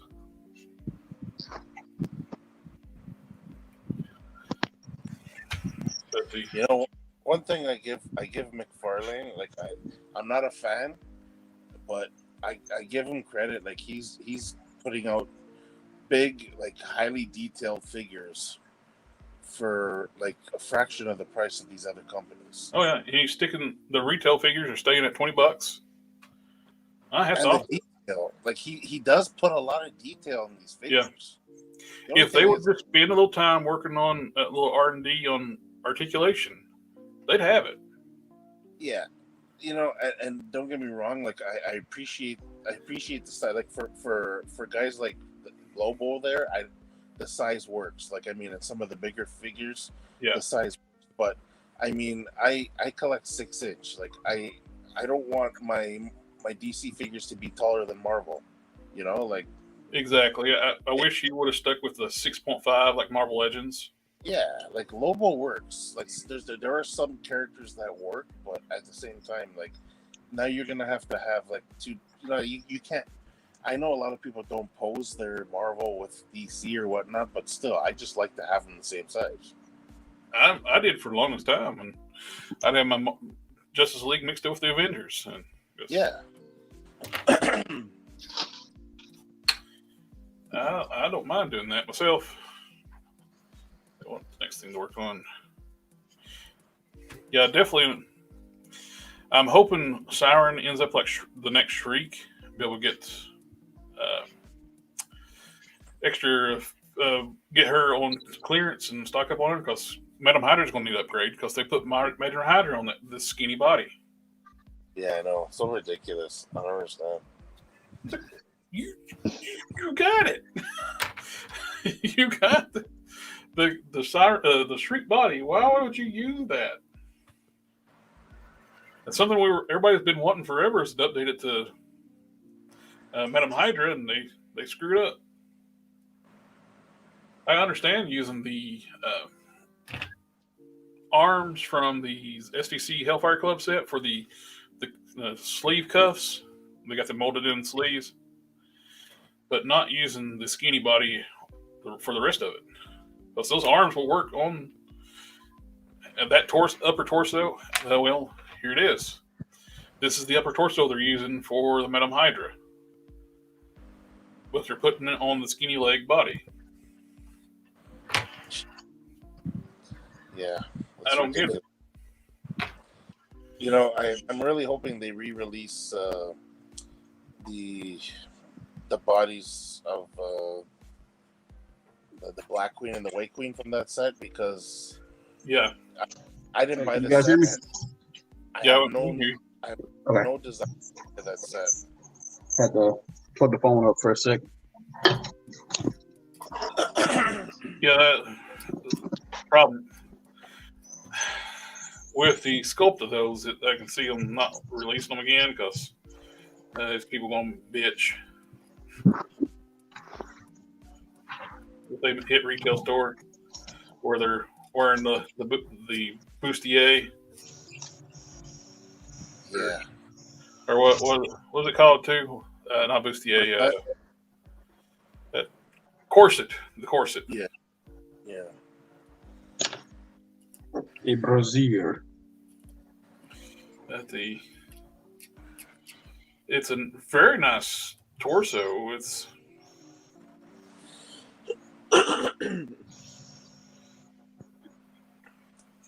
there's other characters that uses that kind of look too. So hopefully they will use it and not being strictly be FTC body. Yeah, I need a Black Queen. I use for a makeshift Black blah, blah, blah. If I can talk. For a makeshift Black Queen, for Selena, I had an extra Walgreens Emma Frost. Yeah, I want Selena, but I want her on that other body though. Absolutely, it's a lot better looking. I use the Jean Grey or Madeline Pryor head on the other one, so I keep it. I want to have both versions. I should have snagged one off eBay afterwards because she wasn't selling for that bad right after Loose, the Black Queen. Oh, that would have been cool. But now they're. I haven't checked in a while, but I'm guarantee they're pricey now. I wish I grabbed an extra Emma Frost too, where mine had that defect. Same defect I got in this one. I had a air bubble in the plastic. Yeah, I remember when you fixed that. I used the retro card at Wasp. Yeah. Snagged one of her thighs. Repainted it. I'll just pop this bubble right now and see what it looks like. I'll show you. See, it's there's you got a hole in your leg now.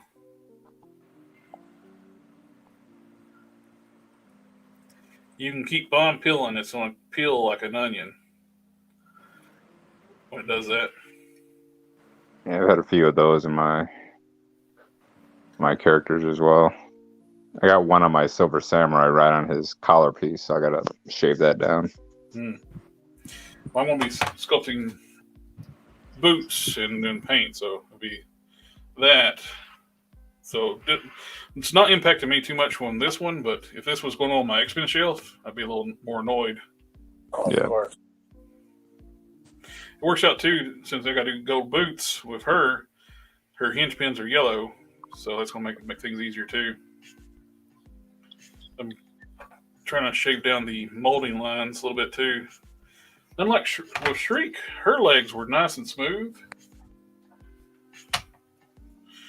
I'm going to repeat myself from a review of Siren earlier, but yeah, the molding lines are not even visible on this one.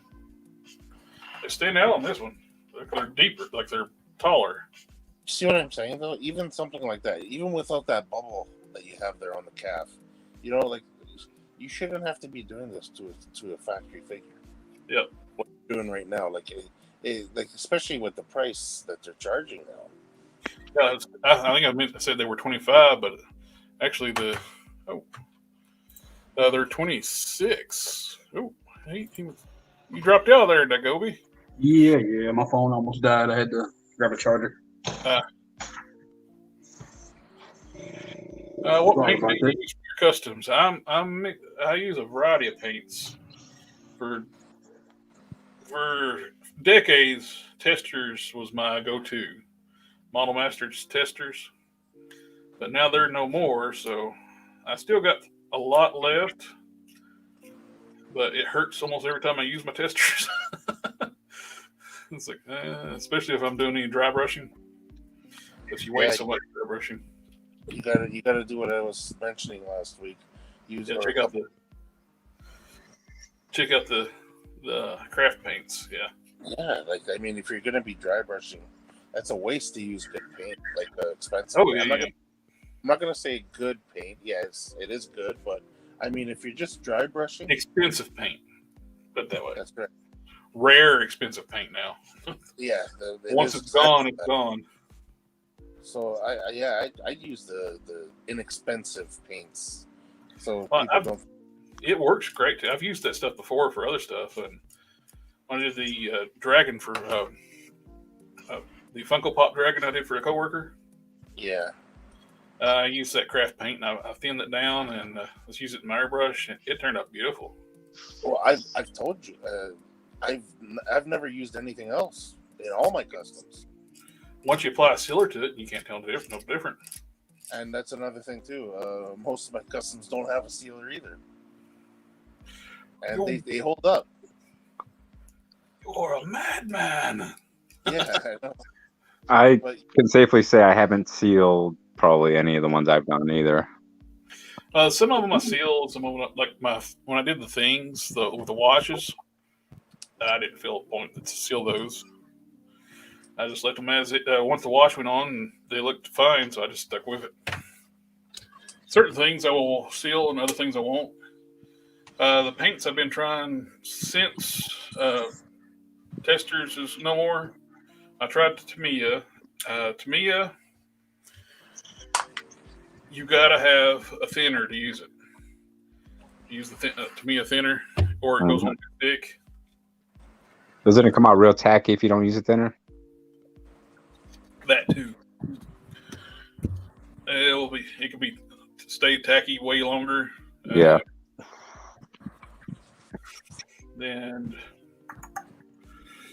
Vallejo, I've tried it. I've tried their flesh tones. That's the only thing I've tried so far. And that's what mixed the Sergeant Slaughter custom flesh tones with. You know, I got their variety pack. They work pretty good. To answer Stephen Brown's question too, it's like it all depends who you're going to ask, because some people are going to say that they prefer Vallejo over testers. You know what I mean? Like, Oh yeah, it's all I've heard different customizers say different things when it comes to paint, right? Mm-hmm. I guess it all depends, like, on your preference, really. Yes. When I did the blackwash tutorial, people were talking about, like, why not use they said to color paint without telling the brand, and so we had Dom and I looked it up. It's like, oh, that's Citadel paint. It's just I like using my testers for washes. Yeah. It's nothing against Citadel, but to me, if I'd use a Citadel paint, I would have to seal it. Their paints are not, I've noticed in my experience, are not as durable without a sealer. It's like when I was doing the Abomination, this Castilian green is pretty darn close in color. Once it dry, both these dry. This is the dark green Model Masters acrylic. They're almost identical in color when they dry, but this is easier to wipe off once it's dry. This won't wipe off when it's dry.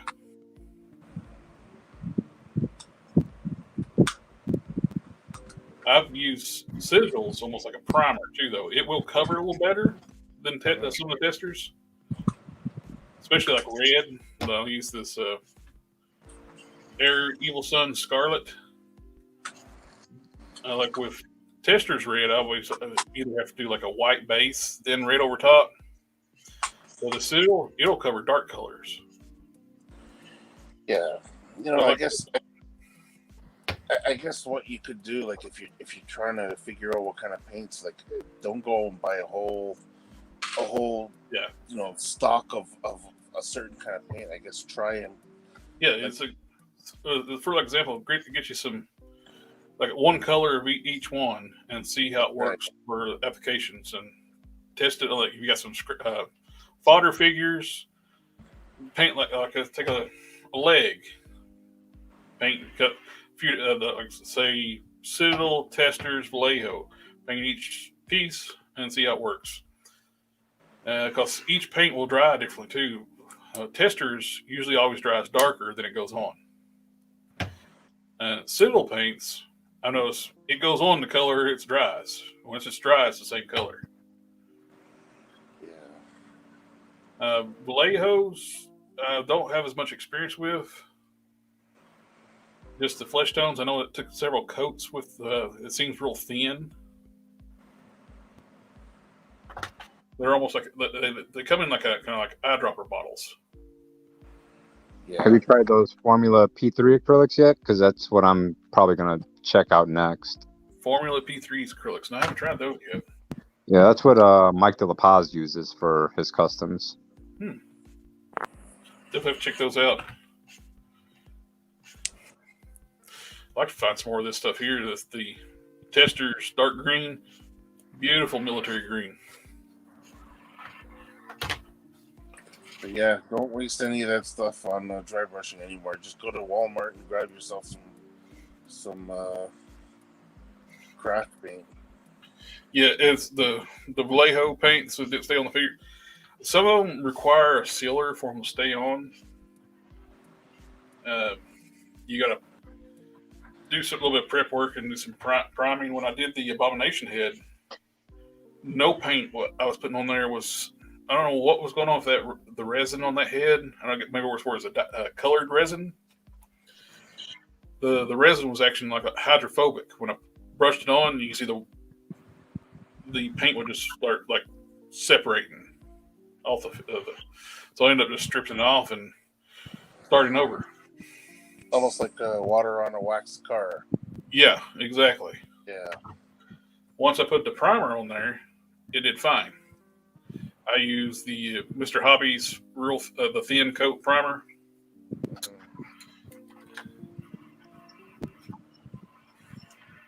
Which that doesn't solve the trick all the times, like we were talking earlier with the Archangel wings.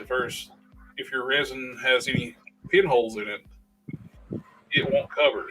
It'll do the hydrophobic like look or like a little fish eye around the pinhole.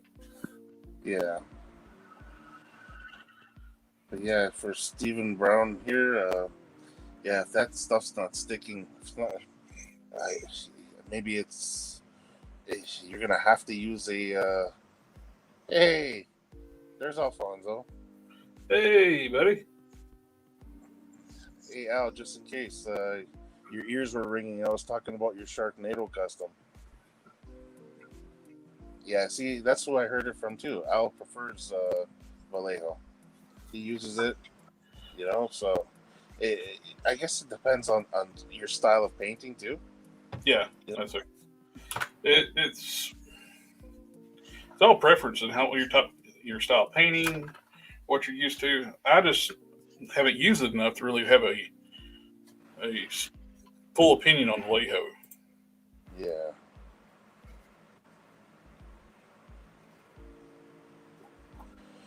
Yeah, skin tone. Yeah. I've never tried Vallejo, so I'm not sure. Does it go on well, or? When I was doing Sarge, it took me quite a few coats. It was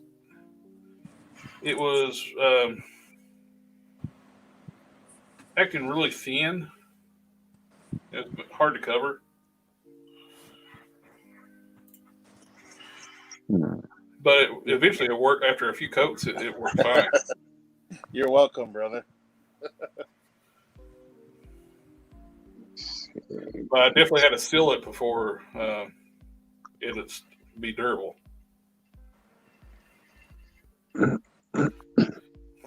Yeah, I'm gonna give that privateer press a try. I think it's also like for miniatures and stuff like that, but I don't know. Mike De La Paz seems to he figured out how to use it pretty well. And they have a pretty good variety of colors. They come in different box sets. Like they got one is called the Scorn color set, and it seems like more of like browns and grays, and they got a bunch of different colors. The problem with that is if you buy a set and you don't like the paint, you're stuck with the set. Yeah. So probably better off buying, like we were talking about earlier, buying a color that you'll actually get use of. Like I'd say black, but you know what I mean, or blue or something like that, or red, and just try it out on a custom first, because you go and buy like a set with a whole bunch of colors, like they sell them like that. Yeah. And you end up the paint's not working for you. You're stuck with it, right? Well, it's like right here. I was just on this leg for the movie Scarlet. The top part of the leg's got some gloss yellow on it. And I was trying to put that Tester's dark green on it, military green. Mm-hmm. It wouldn't stick to it. So I switched it over to the Citadel, and it's covering it really well. Yeah, reply to Alfonso here. So you're welcome for that. And when we're going to get you on here?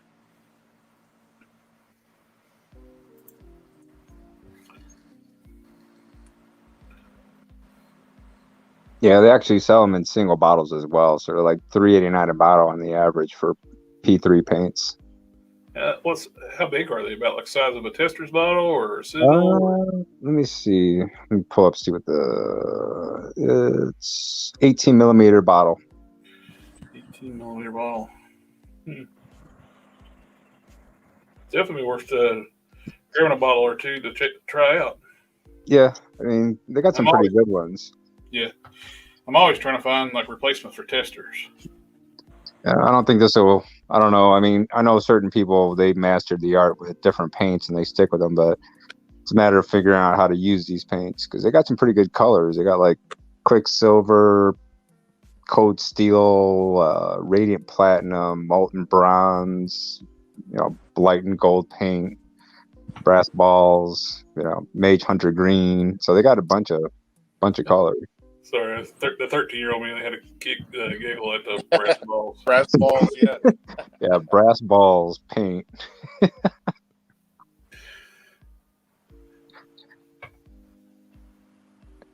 Okay, I feel like I came back in this conversation at an odd moment.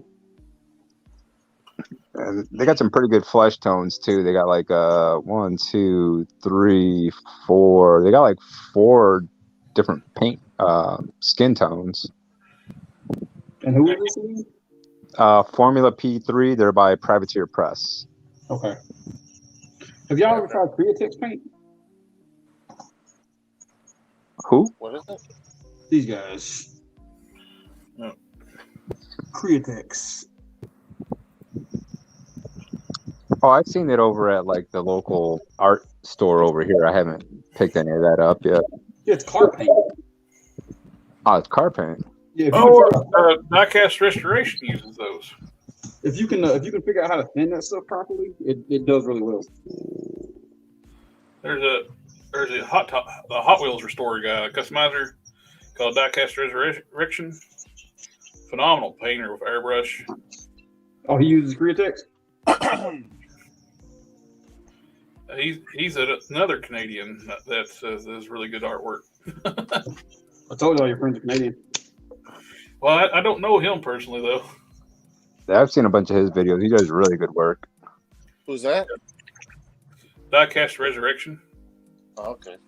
And he does all Hot Wheels.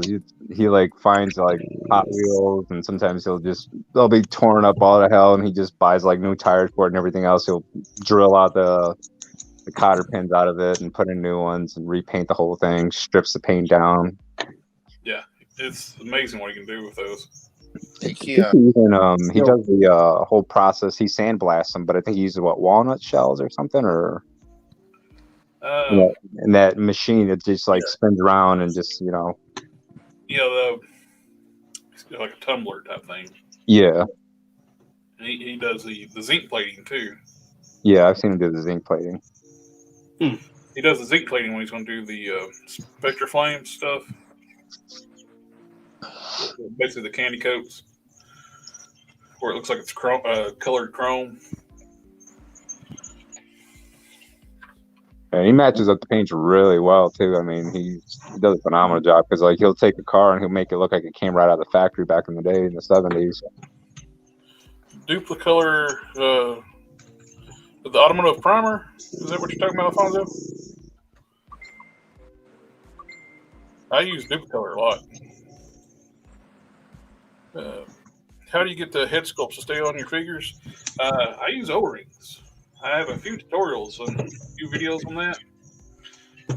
That's the best method I've found for custom head castings. Just if you do it just right, you get that nice factory pop. I gotta try that O-ring method.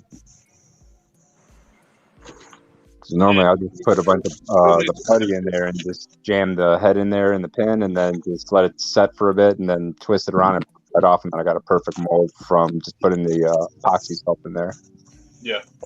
Jared bought about like 1 million O-rings for like $5. Oh, it was the perfect size for Marvel Legends, and it's like a couple dollars, like $1 or $2 difference from buying 20 or 30 O-rings or buy 1,000. Yeah, but wasn't that actually cheaper to buy the more? Yeah, it was. It always is. Buy in bulk and you get a discount price. But yeah, I melted some of the Hulk Smash. That's still got plenty. He was sending me a package, and I'm like, "Can you spare a couple of O-rings?" Yeah, I got about 1 million of them now. You know how we got those figures like the Cyclops that has those leg pieces and those stuff that keep falling down? Yep. Yeah. I was thinking about getting those, the dental rings from braces and just slide them up underneath there and just pull down the piece over it so it holds them in place. So I don't have to glue them. I've had a lot of success with heat shrink. Well, here's a little thing I did with O-rings not too long ago. I bought these parts from Plastic Curves. They do Motu stuff. And I missed out on getting a Fisto. So they cast a lot of parts for Fisto. I was struggling trying to get this fist to go on. I was trying to get it Dremel enough to go over top of here. And I was thinking, silly, you know how to do this. You use O-rings. And there you go. use an O-ring, and it pops on and off. And by having the O-ring on there, it's got the articulation and the spin of the fist. Sweet. Too much. So that's the automotive primer that Alfonso was talking about. Oh, yep. I've used it. Which one? The different color automotive primer. Yeah. If I want it's you can get like a filler primer too. If you got like a rough sculpt you're wanting to smooth over too, it's great for that. If you're wanting to keep your fine detail, it's not the best to use. I'd suggest using the Mr. Hobby primer, but actually some automotive filler primer would actually probably be good for the next coat of primer on the wings that you sent me. Pretty sure they're gonna come out real good once you get it all done and painted up. I'm going through like clean up all the grid lines, and sure that was killing my fingers. My arthritis was kicking up today, and like pain. Well, now that you got it set, you could actually probably make a push mold of that if you want to make more. I actually was kind of thinking. I got some silicone upstairs. I can actually make a full-on mold if it takes some clay, build it, stick us down in, and reproduce this. Yep. You can have because if you got more than one art changer, you might as well have them on hand for them. That I do. I have more than one. If you don't have the room, it's kind of hard to display with the wings it comes with, right? Yeah. That's my big gripe with the NECA gargoyles. They're beautiful figures, but they all should be coming with an altered set of folded down wings. Yeah, like where you gonna put them things at? I got one. That's it. Yeah. I was able to get Bronx, and local Target got one shipment of Bronx figures, and I got me one. I got my friend one, and I haven't seen them back. Same way with Demona. Target got them first before anybody else could order them. Yeah, but like if they're gonna make wings like that for all the rest of them, how are they gonna how are they gonna release them now, right?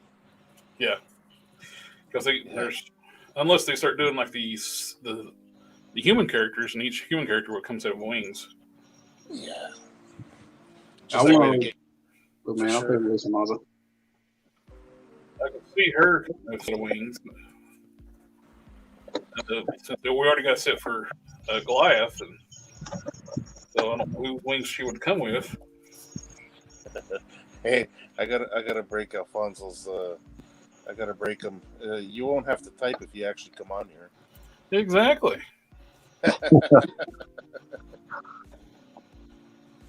I wish I could find them, man. I got too many scalpers out where I live.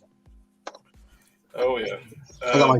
I have literally four toy stores within like a 30-minute radius of my house, and they all decide they want to raid Targets and Walmarts. We got the big one. We got there's a husband and wife team of scalpers around here. For the G.I. Joe. They're big on hitting up the G.I. Joe stuff. And they tried to con me out of some figures one time.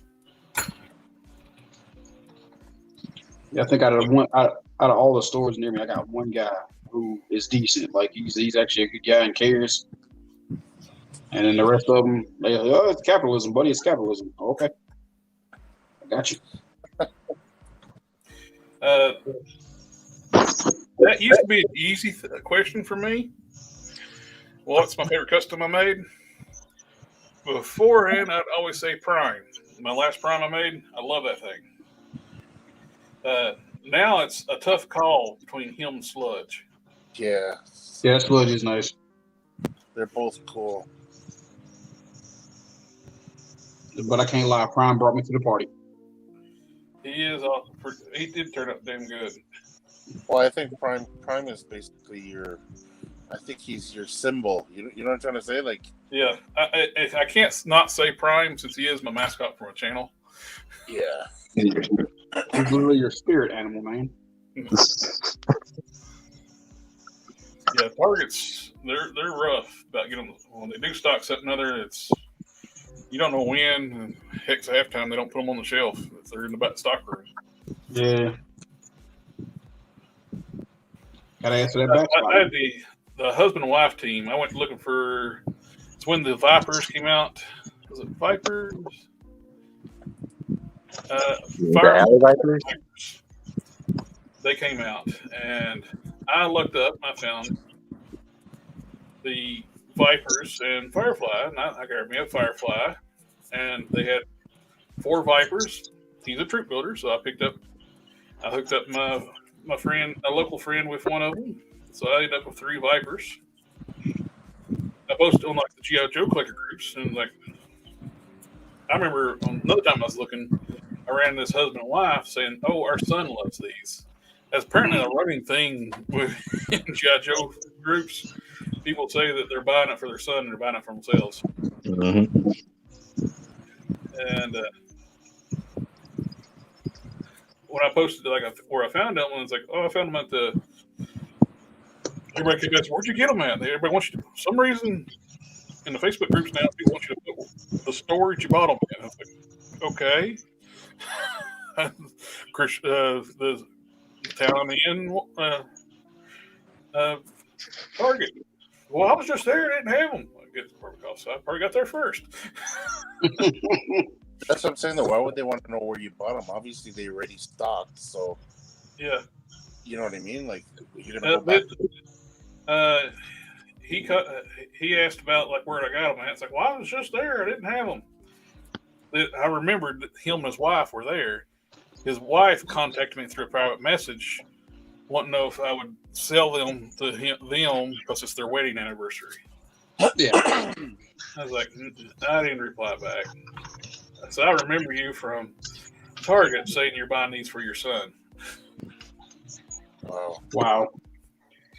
That's scummy, man. Yeah. What is A lot of them out there. You guys remember the first movie Avenger wave that came out? Mm-hmm. Well, we never got those up here in Canada. And a good buddy of mine hooked me up with a set. Oh, yeah. That's a good filler. Yeah, he is. So Jared hooked me up. He got me the whole set. And okay, we all know how Black Widow was missing from that set, right? Yep. They released Black Widow in the Winter Soldier set. And that was the Mandroid Build-A-Figure wave? Yep. Yeah. Okay, so I don't know about down there, but she was literally impossible to find up. Yep. Okay, and one day, my wife used, she just sometimes there's a Walmart close to her job.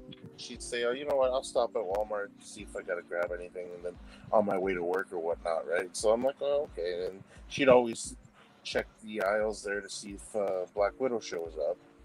And then finally one day it did show up, and she said she couldn't, even her, I can imagine for a collector, but she's not a collector, and she saw her and she said her heart just started racing, so she grabbed her. It's the only one they had. And then she said as she was walking away, some dude just looked in her hand and seen her holding it, and he's like, F, and it's kind of like she felt like he was actually watching to see where she went, to see if she drops it anywhere, like she doesn't want it anymore. So she started getting worried. So she's contacting me saying, "Oh, I don't know if this guy's gonna follow me." I'm like, "Well, okay, you know what? Just hang on, just make sure, don't go outside. You got to worry about something like that." Yeah. It's crazy. Yeah. Some psychos out there. I've come across a couple myself. Remember Pokemon nuts? Mm-hmm. Don't even make sense, man. I pick up the occasional Hot Wheels too every now and then. Talking about some crazy people. Some of the Hot Wheels collectors I've run into is like crazy. I ran into some local scalpers up here for Hot Wheels. They go through I stopped in. I was needing a jacket. I was going to go check see that. Well, first thing I did, I came into the automotive section, so it's closer to the toy section.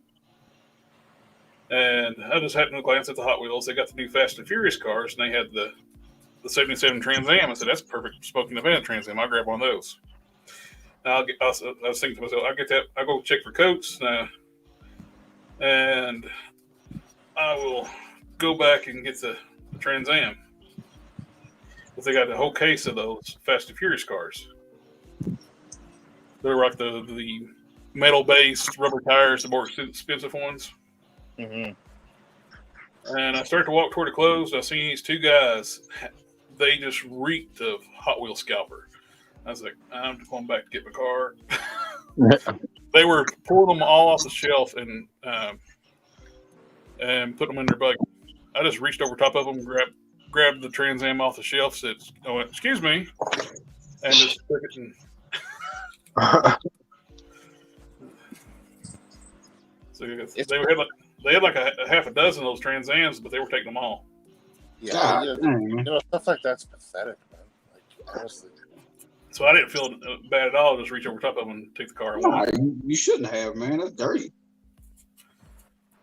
Like, who does that to a person? Well, being a good sized fella, 6'2" and 13 pounds, most people don't really say too much to me. I'm nice as can be, but I'm also a giant to some people. I think I only had a couple times when that happened. When they did the vintage card X-Men for like Silver Samurai and some of the other ones, they actually had the whole wave there. So I pulled them all off the shelf and I was like looking at them to make sure there weren't a whole lot of paint defects or anything. And some guy was just standing there staring at me, and I was like, "Something I can help you with?" He was like, "Are you gonna stare at me? You're gonna buy them?" And so I just threw them all in the cart and bought them. Pissed them off. Yeah, and he followed me all at the register, and I was like, "You gonna pay for them for me, or you want to walk them to the car for me? What's your problem?" He's like, "Well, I was gonna buy those." It's like, "Well, you were, but I got there first, so sorry." Yeah. Wow. Welcome to. And then I'm not the biggest guy. I'm only 5'9", like 160, and he was a pretty decent guy. And so he's like, I was like, "I'll be on the parking lot if you have any problems, buddy." Yeah, good to see him come out. Yes, it ain't no sense in that, man. Like, come on. Can't we all just get along? There's gonna be more coming. Oh yeah. And then I came back the next day, and there was a whole nother. They put 2 sets out the next day. Oh, those things weren't scarce. They were peg warming. Oh yeah. Yeah, some people gotta get the I want it now factor too. Like occasionally it's a scalper, and then sometimes it's just a fan. But god dang, have some human decency. Yep, that's best. A lot of times that's the best thing to do. If you see it and you want it, get it. Because more likely it's not going to be there when the next time you go back. Yeah, I still check underneath the shelvings because sometimes people still store stuff underneath those shelves.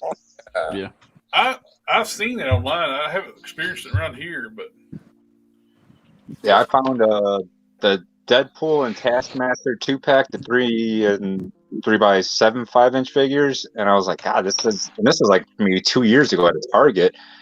But the whole card in the back, from when they were mopping the floors, water got on them, so it was all peeled back. So I decided to see if they could actually, if they would sell it to me, and if they wouldn't, it's on the registry. I was like, well, I could have told you that. Some of those times that you kind of wish you just grabbed another Marvel Legend and just rung it up twice or something. Yeah. But I'm not crooked. I don't have a crooked bone in my body, so I can't hardly even imagine doing that. So. Have you guys had a lot of people disclose the figures in the packages or no? Yeah. I haven't seen any figure swaps in a while. The last one I saw, they were putting in something for the Avengers, whatever those suits were that they had. Oh yeah, the we have a lot of. Yeah, we had a sound waves. The sound waves around here got swapped out. Oh, the Walmart sound waves. Yeah, they put the freaking the animated series one. I heard someone talking about that too. It's like they just the announcement with the Legacy Soundwave. They're using the War for Cybertron one. Yeah. Plus, they made a deal with Walmart. Walmart owns the rights to the mold for the G1 style Soundwave for the Netflix series. Who thought that was a good idea? So as part of the contract, they wrote up for with the Netflix special figures. Is that why I can't get a Bumblebee? Yeah, that's the Volkswagen Beetle Bumblebee. Mm-hmm. That's part of the same contract. God almighty. So they can't reissue that Bumblebee unless it's through Walmart. Well, hopefully they will, because I've been. I ain't trying to pay $60 for a damn Bumblebee. That's looking really good. What do you guys feel about that new packaging that's coming out for the Legends where you can't see the figure anymore? Mm. I'm not gonna buy it then. I'm just gonna order online from now on. But that if I see it at the store, I mean, I'm gonna want to like check the tape and everything else. But then you don't know because like there's been times where people bring them back and it's a whole other figure and throw it right back on the shelf. Yep. They don't. Yeah, Walmart doesn't check. But they don't care if they can even see the figure. They'll put stuff in there that's wrong. And now that you can't even see the figure, it's just going to embolden them even more. Oh yeah. So it's rely on Big Bad Toy Store and everything else. Just send my stuff to me. That way I know it's going to be the actual figure. But then you can't check the paint apps anymore either. That's the downside. Yeah. So you can't check the paint stats in the store no more. So. Nope.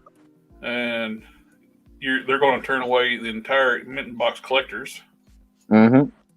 They're going to stop because what's the point of buying a figure if you can't see the figure? Exactly. I don't know what the hell their reasoning behind it is. I'm pretty sure it's just they're trying to cut corners on cost.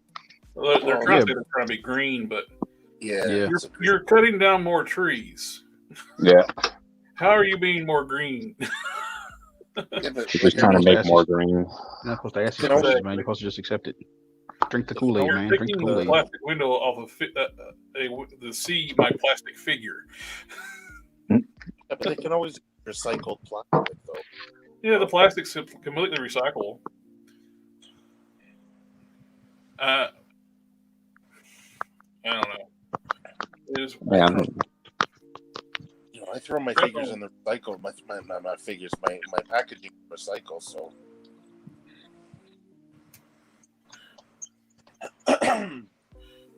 You know, all this talk about scalpers. I remember a few years back. This is when Star Wars Black Series was fairly new. It was close to Christmas. They were having a sale at Walmart. The figures were going for about $10. Mm-hmm. And the reason why it interested me was because it was the wave that had Han Solo and Luke Skywalker dressed in the Stormtrooper outfits. Oh, yeah. So I said, they come with the helmets and everything. I said, oh, you know what? I said, this will be a good opportunity to army build some Stormtroopers. Yeah, and you know, I said, well, $10 a pop, right? So I went, and I remember I'm checking the aisles at this Walmart. My wife was getting off later. I got off, I got off about 8:30 that time, and I had a couple hours to kill. So I said, let me hit the Walmart. So I go up there, and I'm checking the aisles, and I'm not seeing anything. And then I'm about to walk away, and they had one of those centerpiece things, and it was stacked there, but it was kind of hidden. So I said, you know what? I said, let me check. Let me check this out here. And some guy walks up and welcome to the stream. I didn't mean to kick you, Monatello. I was sitting there seeing somebody coming into the stream, and welcome, Steven. Hey, how's it going? Doing all right, you? I'm doing pretty good. I'm so they got a 4 on the free version. I didn't realize I was kicking. I am no way new in collecting figures, but I am very new in customizing figures. Oh yeah, it's fun. Very. One of the things I collect is Marvel Legends and the Power Rangers Lightning Collection, and the Mifron toys, and some other stuff.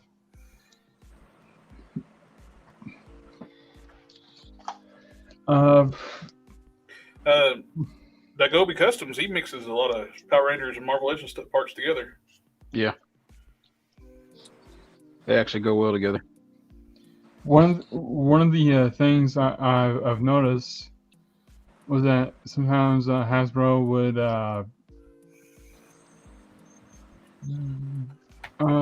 they would sometimes mess up the paint on some of the lighting collection Be stuff. right back, guys. I got a situation. Yeah.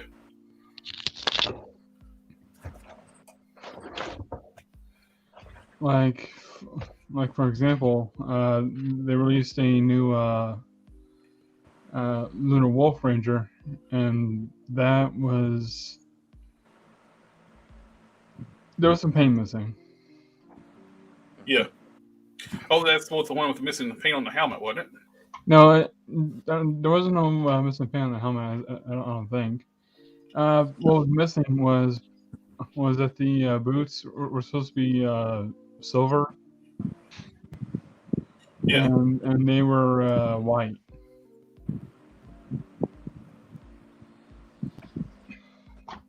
What kind of paint did you use? Huh? What kind of paint did you use to paint the silver? I used 1 second.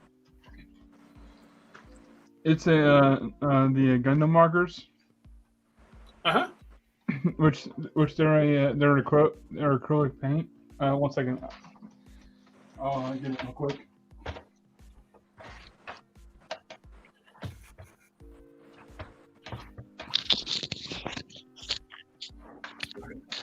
Pretty good. Okay. Whew. I have to expertly take off the shelf without knocking everything else over. I call that shelf dominoes. There you go. Yeah. So, let me turn my camera on. hey, Jared, what do you think? Can you see all right? So, well, this is another custom I'm working on. So the boots are usually white. Yeah. But what I did is I used these markers right here. Nothing. And I made them silver, which matched the feedback or what? which matched the rest of the plastic.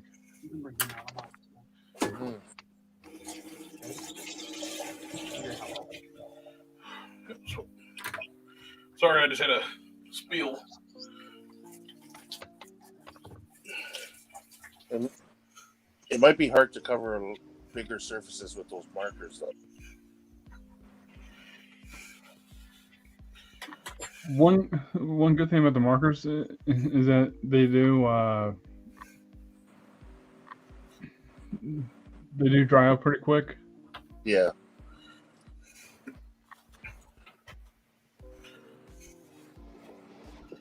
Just spilt my brush cleaner, and that's a paint solvent.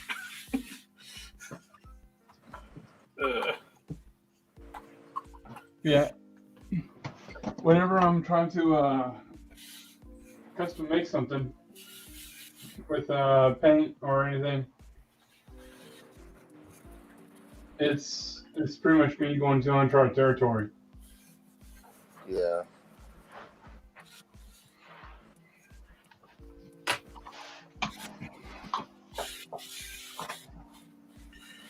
This section of my cutting mat's gonna be super clean.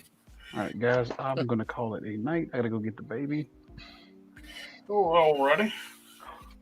Oh no, my That looks snake eyes good, got bad dream. That's why. That's why I go to these YouTube channels like Collector Express, which by the way, your customs are awesome. Well, thank you very much. And they actually look like as if they came out of the factory. Yep. I appreciate that. Hey guys, y'all have a good night, man. I will talk to you guys later. As You have a good always, it's a pleasure. Fatherly duties call. So that's kind of one of my goals as a customizer. Is like, oh, what happened there? He sometimes presses the wrong button. He'll be right back.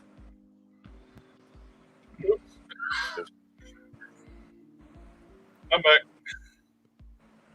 Sorry, my mouse again. Back button on the mouse, it kicks me out of the stream. And that's the back button, so my phone's right there at it. Yeah, I don't normally make costumes, but when I do, I didn't mean to say that, but Yeah. but what I actually do is I make comics, my own comics, Oh, nice. which I'm actually working on a page right now that I've been having trouble with. I used to draw quite a bit when I was younger, but the arthritis in my hands just don't let me do it no more. Yeah, same here. That's why I do customs now. It's my artistic outlet now, and some days the arthritis fights me that. So like today, it's killing me. My hand is like, oh, other guys are working on stuff. I was thinking that earlier. It calmed down a bit though.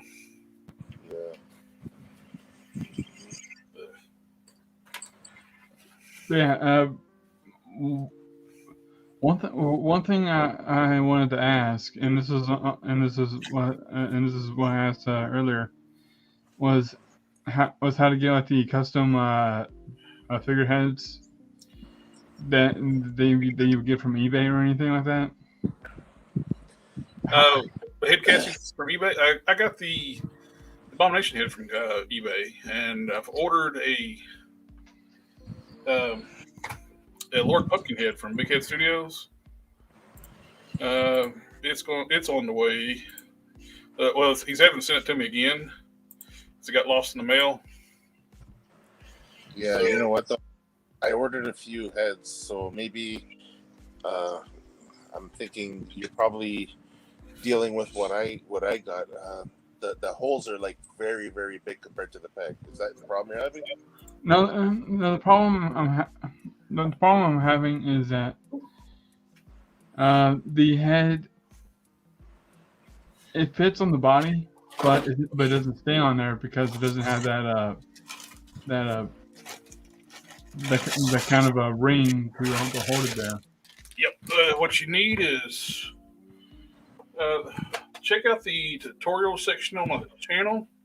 It's got a link to these. It's a multi-pack of O-rings for standard Marvel Legends. Just hit my microphone. Like, hold on. The 1/4 by 3/8. Those are perfect for standard Marvel Legends heads.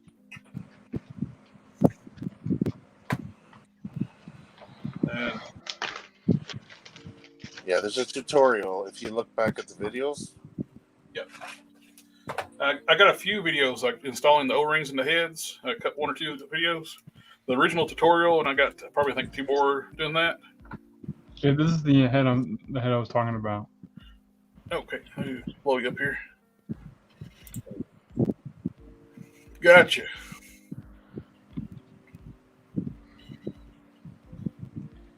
And I was trying to make a Joe Valentine figure. Well, Yes. The body's looking good. Yeah, the hole's big though, right? Yeah, it's too big. Yeah. Like that's how much. If you can see that. Yeah. That's how much room there is. Now, Well, that's usually what they do. That's usually what they do when they sell casts. Is they make it a little bigger so that because they don't know if you're going to be using it for a Marvel Legend, for a DC figure. You know what I mean? People use different bases. So what they do is they make the hole a little bigger so that you can size it to what you need. And there's different ways. Like what Jared here was saying. If you look at the tutorial, he shows you exactly how to use the O-rings, and it'll be just like a factory pop when you pop that, and you can remove it easily, but it won't fall off easy. Take for this head here. This is an enlarged casting of the Marvel Universe A-Bomb, and where it was enlarged from that, the ball socket was ginormous. So I had to take the O-rings and make it fit like the standard size. I took epoxy, built up like the outer ring too. And what you don't have to, if you don't have epoxy, one thing you can do too is use super glue and baking soda. It's a makeshift epoxy. I learned that from watching some of the Hot Wheels guys. And when you get the O-rings in, you get the nice secure fit. You get the pop when you take it off. Nice. And you can hold it by the and head. the O-ring just stays in there? Oh, you glue them in place, yeah. And they stick real good. It's a heavy figure that they're. Well, that's good. That's really good to know. But now I got to aggravate Hulk Smash Customs aggravate me about doing my Abomination. And Yep. Since I'm cutting down the painting figures blue pretty good, I can do my A-bomb. You got to do your A-bomb now, mister. Yeah, I got it. You sent me the head, so. Yeah. You got the head. Until I can get the head fixed up to actually it looks like the figure has a neck. Everything's just gonna stay in Ziploc bag. Yeah, that's the best way to keep them protected too. Yeah. Whenever I have figures I don't have displayed on the shelf, I mainly just put them in a Ziploc bag and then suck the air out. Yep. To keep it vacuum sealed. The worst thing you can do for like painted figures is use styrofoam, like packing peanuts and stuff. Bags are the best way to safe keep them. Styrofoam will melt plastic for the paint up for some reason. I found that out when I moved, and I was like, "What the hell?" Yeah. But this is going to work out pretty good. These just quick little kit bashes, just to mix and match some generic female G.I. Joe troop builders. I'll have to figure out a head for the other one since it's using the movie Scarlet head. It's got a little ball joint. Yeah.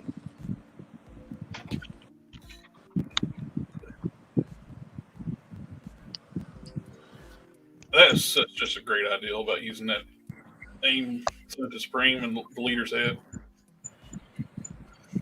Did you painted the honeycomb there? I got started on a second coat. I got one of them second coat. Shouldn't be much longer to finish that out. You're using a green, right? Like a bright green? Or? Yeah.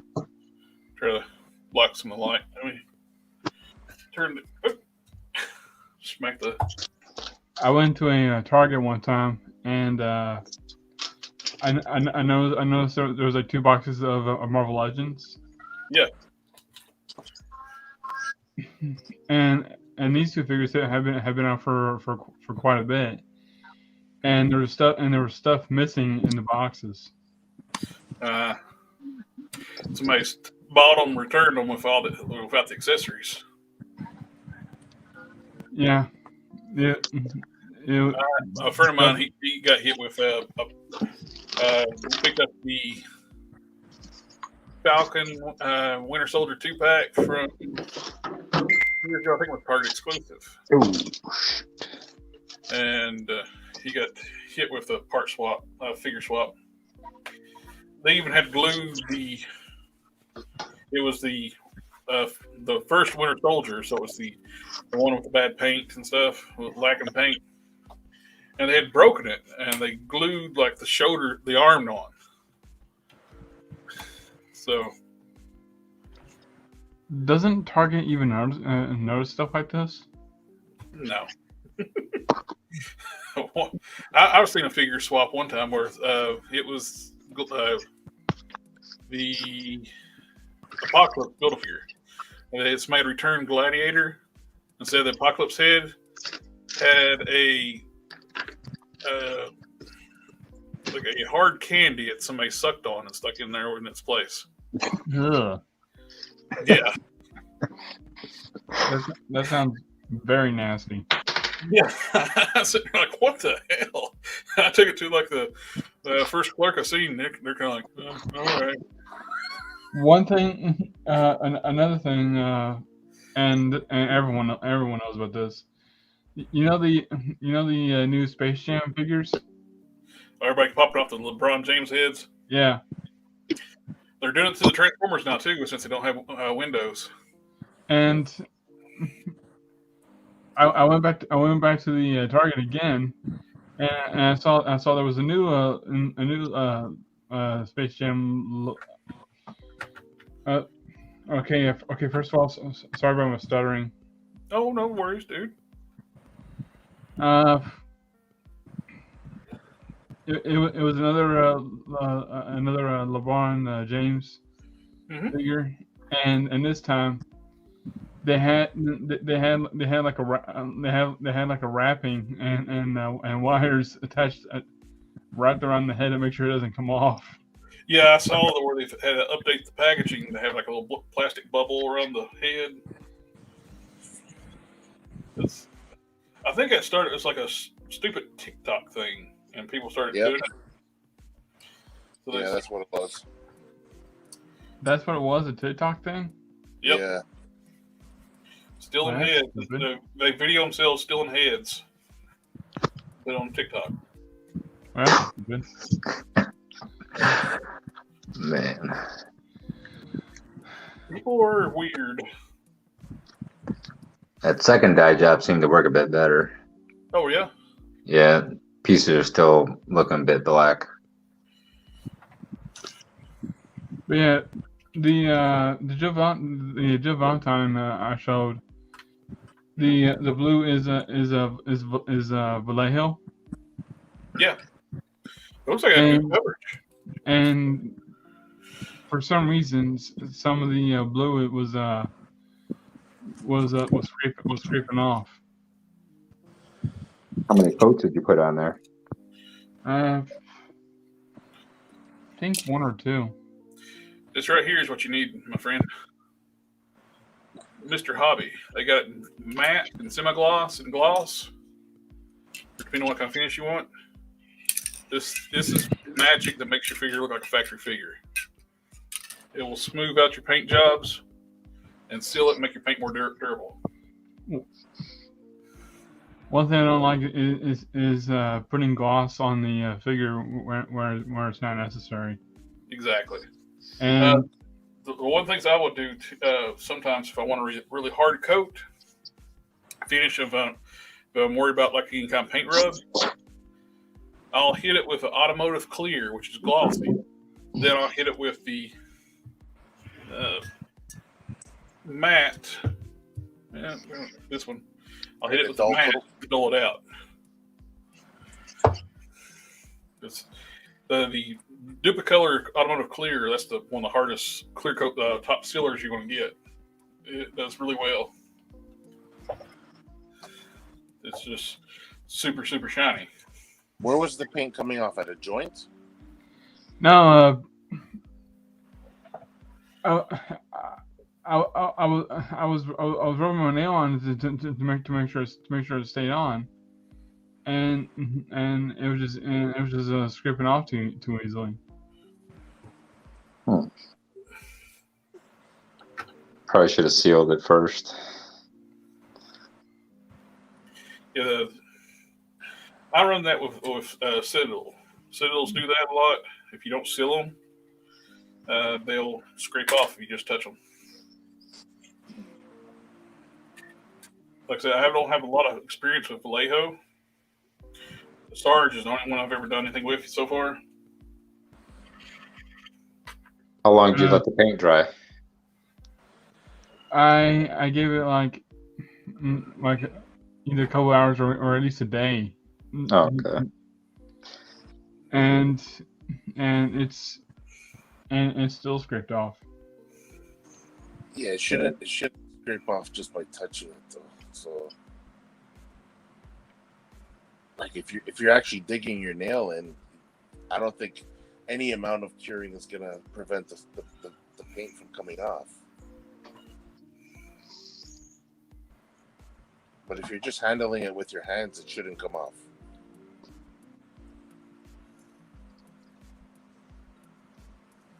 What I used to create the body of the figure was it was the crap, I forgot what that character's name is again. Crazy Jane or no? Oh, Typhoid Mary. It's Typhoid Mary. Yeah. Yeah, It was the top of Typhoid Mary. they got the corset top. Yeah. Yeah. And the arms of it was she's supposedly Magneto's daughter. Polaris. Oh, Hilarious. Polaris. Yeah. Yep. The Yep. lower body of Polaris and her arms. Cool. Now, if you ever need a Marvel Legends with boot cut, one of the few ones we've the full size non-child bucks, White Rabbit, I think, is about the only one that's got a boot cut. yeah. My first attempt was to use the new retro Gwen Stacy body, Mm-hmm. but then when I put it together and had it standing for a minute and looked at it for a few seconds, I'm like, that is too short. Yeah. So I pretty much just put that figure back together and then looked at the Polaris. A lot of times it takes a little while of trial and error fitting into parts to get the right recipe that you want for something. Yeah. And as I always say too, is like anybody working on something, if you have if something's not right and something happens. Sadly enough, I didn't get doubles of those figures, which I probably should have. So I have one on the shelf and one to customize. I do that quite often. Like I'll buy two to have one stock and one I'll customize. Yeah, it also depends if you like the character. Like if you want, if you Yeah. like the character and you want to keep her on your shelf, yeah, and you need her parts, yeah. But sometimes you can find, like with the female figures, it's a lot of reissue, so you could probably find a lot on clearance that have the same parts. Though now that Shriek is out, I might switch the body out for Shriek. Oh yeah. I don't know if it's still on sale. Last week, Shriek was for $11.99 on GameStop's website. I bought a couple more. I like to stock up on that part. I want to end up with the Age Apocalypse Jean Grey upgraded. I want to swap the legs out. I want to paint up so the Shriek legs. Yeah. The thing is, you can't really customize that one that much since there's no pegs. Yeah, you're kind of limited what you can do with the limbs, but if you're doing darker colors, you can do like if blue with Jean, since she's dark blue and those legs are black, that'll be easy to it's really dark blue. It almost looks like it's black. So I can just hit it with some deep sea blue or something like that. And it should be fine, and then I can paint the red pieces. But changing to different colors, lighter colors, be harder to deal with. Tonight, I was working, we got a question from Thomas. I've been just fiddling around with some G.I. Joe kit batches. Did some mixing around some female G.I. Joe parts. And got just basically like a trick builders what I'm making. I got a mix and match to Movie Scarlet with a Lady J, and I used some MCU Captain Marvel jacket and arms. Had to drill out the forearms to fit the G.I. Joe pegs. The G.I. Joe pegs are super long, so I had to drill those out a little bit to get them to fit properly. But applying I took the logo off the back of the jacket, applied a wash. Use a movie electric head, makes a really cool looking character. I just painted the armor pads that military green. That looks pretty cool. Almost looks like a Laura Croft in G.I. Joe. It actually does. I'm gonna say it's Laura Croft. There we go. That's what I made. I made a Laura Croft in G.I. Joe attire. Oh, nice. Ninja Mask is going to send some pics of his Dio. One of the best things about customizing that I've noticed Hey, Sardo. is that you make. Oh, sorry.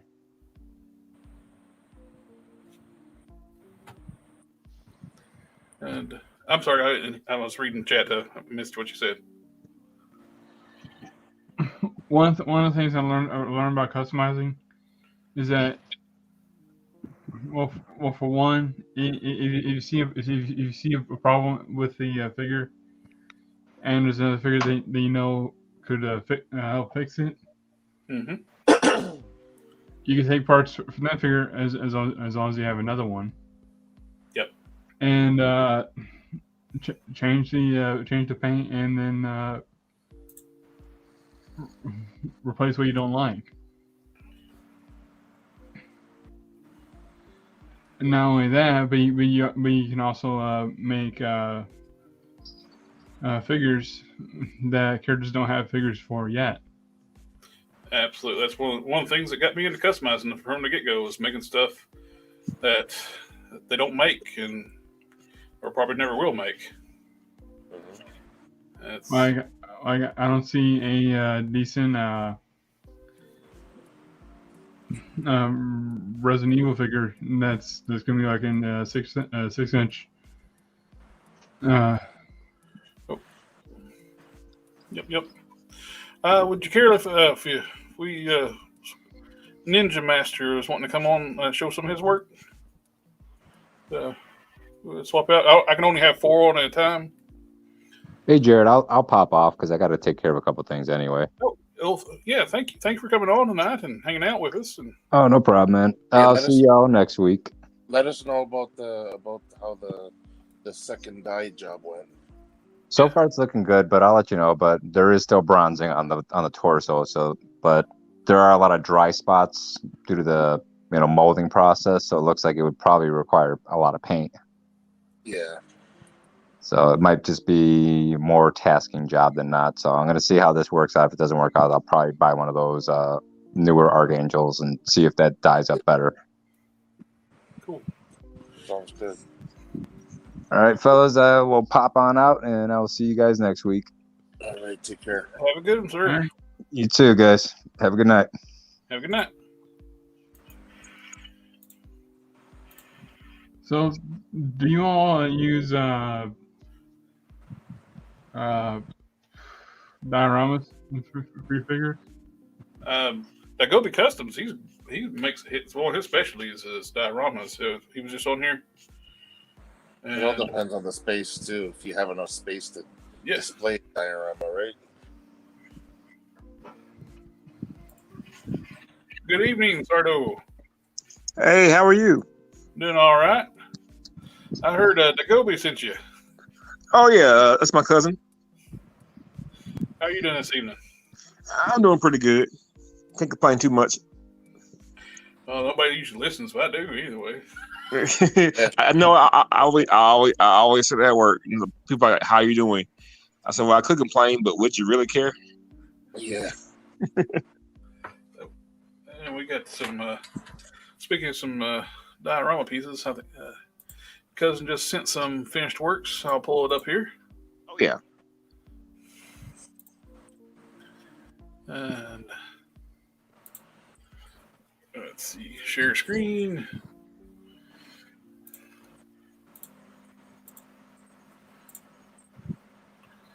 All There we go. There he is. Yeah. Coming along nicely. Oh yeah, that's looking good. Where'd it go? It jumped. Mister was going crazy. But the barrel looks great, I think. Yeah. His stone texturing looks so good. Oh, that looks amazing.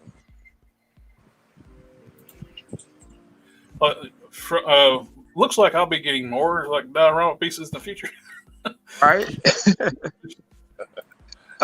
When he initially showed it to me, I thought he was basically done. And he's like, "Oh no, I'm not done." I was like, "Oh, okay, my bad." You know, I was like, "It's looking pretty good as is," but he's going to add some more detail to it. This is what it looked like at the beginning of the stream, and he did that much work, paint work. Wow, that's what's up. He's He's a machine when it comes to painting. I mean, he's done. I can't honestly. I think at this point in my life, I think he's done at least 5 or more customs for me. Yeah. Cause I collect third-party Transformers. Oh, same here. And some MMC stuff, and I didn't care for how some of it looked.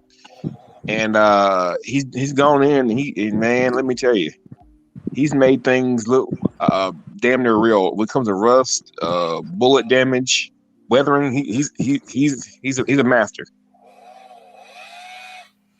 His weathering techniques is so good. Yeah. Especially I think his specialty is metal and rock.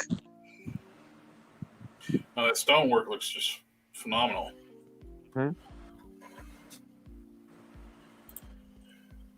Yes, sir. And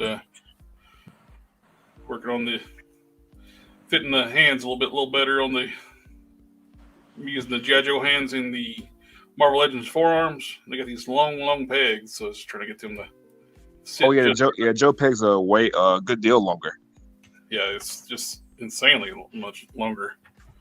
I want to say too. I don't mean to cut you off. I've seen some of your work, and it's awesome, man. Oh, I appreciate it. Oh yeah, your stuff is. I think he showed me one. I believe it was Prime. Yeah. And it looked. I have to say, it looked like an actual store figure. Cause I was like, where can you buy this? I was like, oh no, that's a custom. I'm like, get out of here. That's one of my goals when I make my customs. I want them to look like you could buy it somewhere. Right, man. It looks like it. That's one of the things I shoot for. It's like the smooth finish, clean sculpting. I don't churn out the amount of customs a lot of people do. A lot of great customizers, they can churn them out like crazy. I'm slow, methodical, and make sure I got a little OCD. Like I want to make sure they look the way I want it to look. Oh yeah, no harm in that. I mean, you're only better for it. Another thing. Sorry, you go ahead.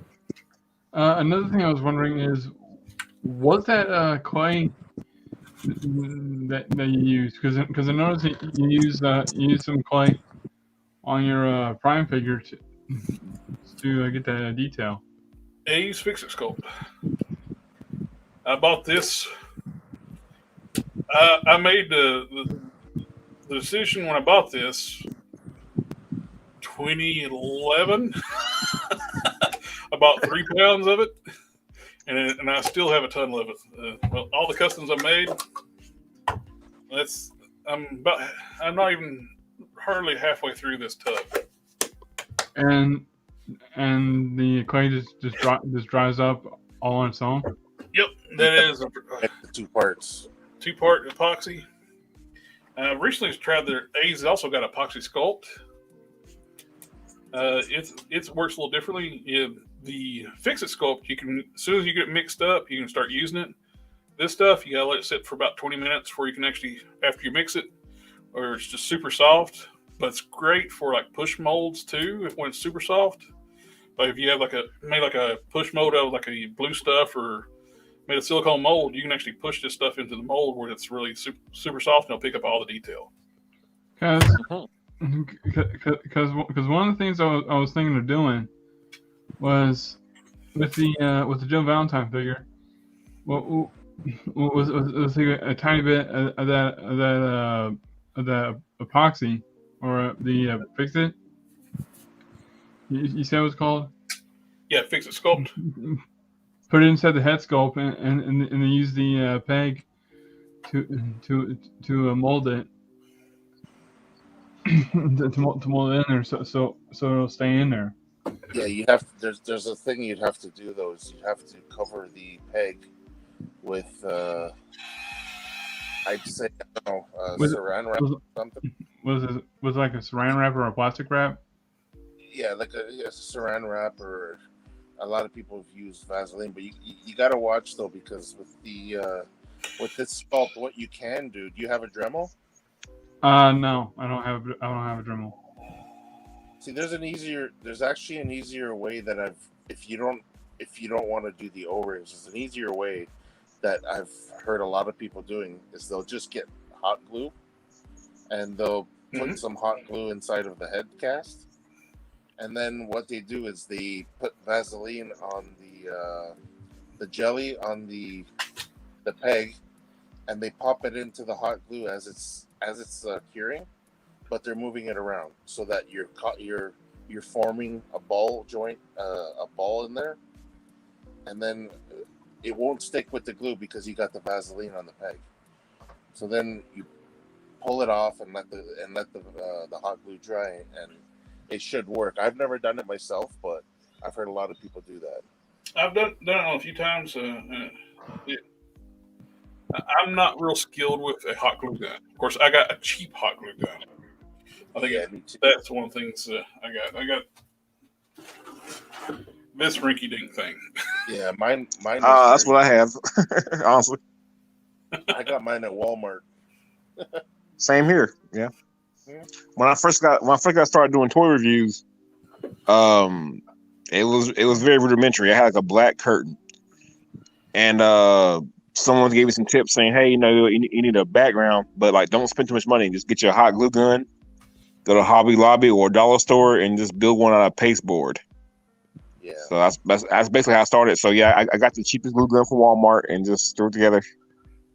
Well, put it this way, my glue gun, I don't know if you were listening earlier. I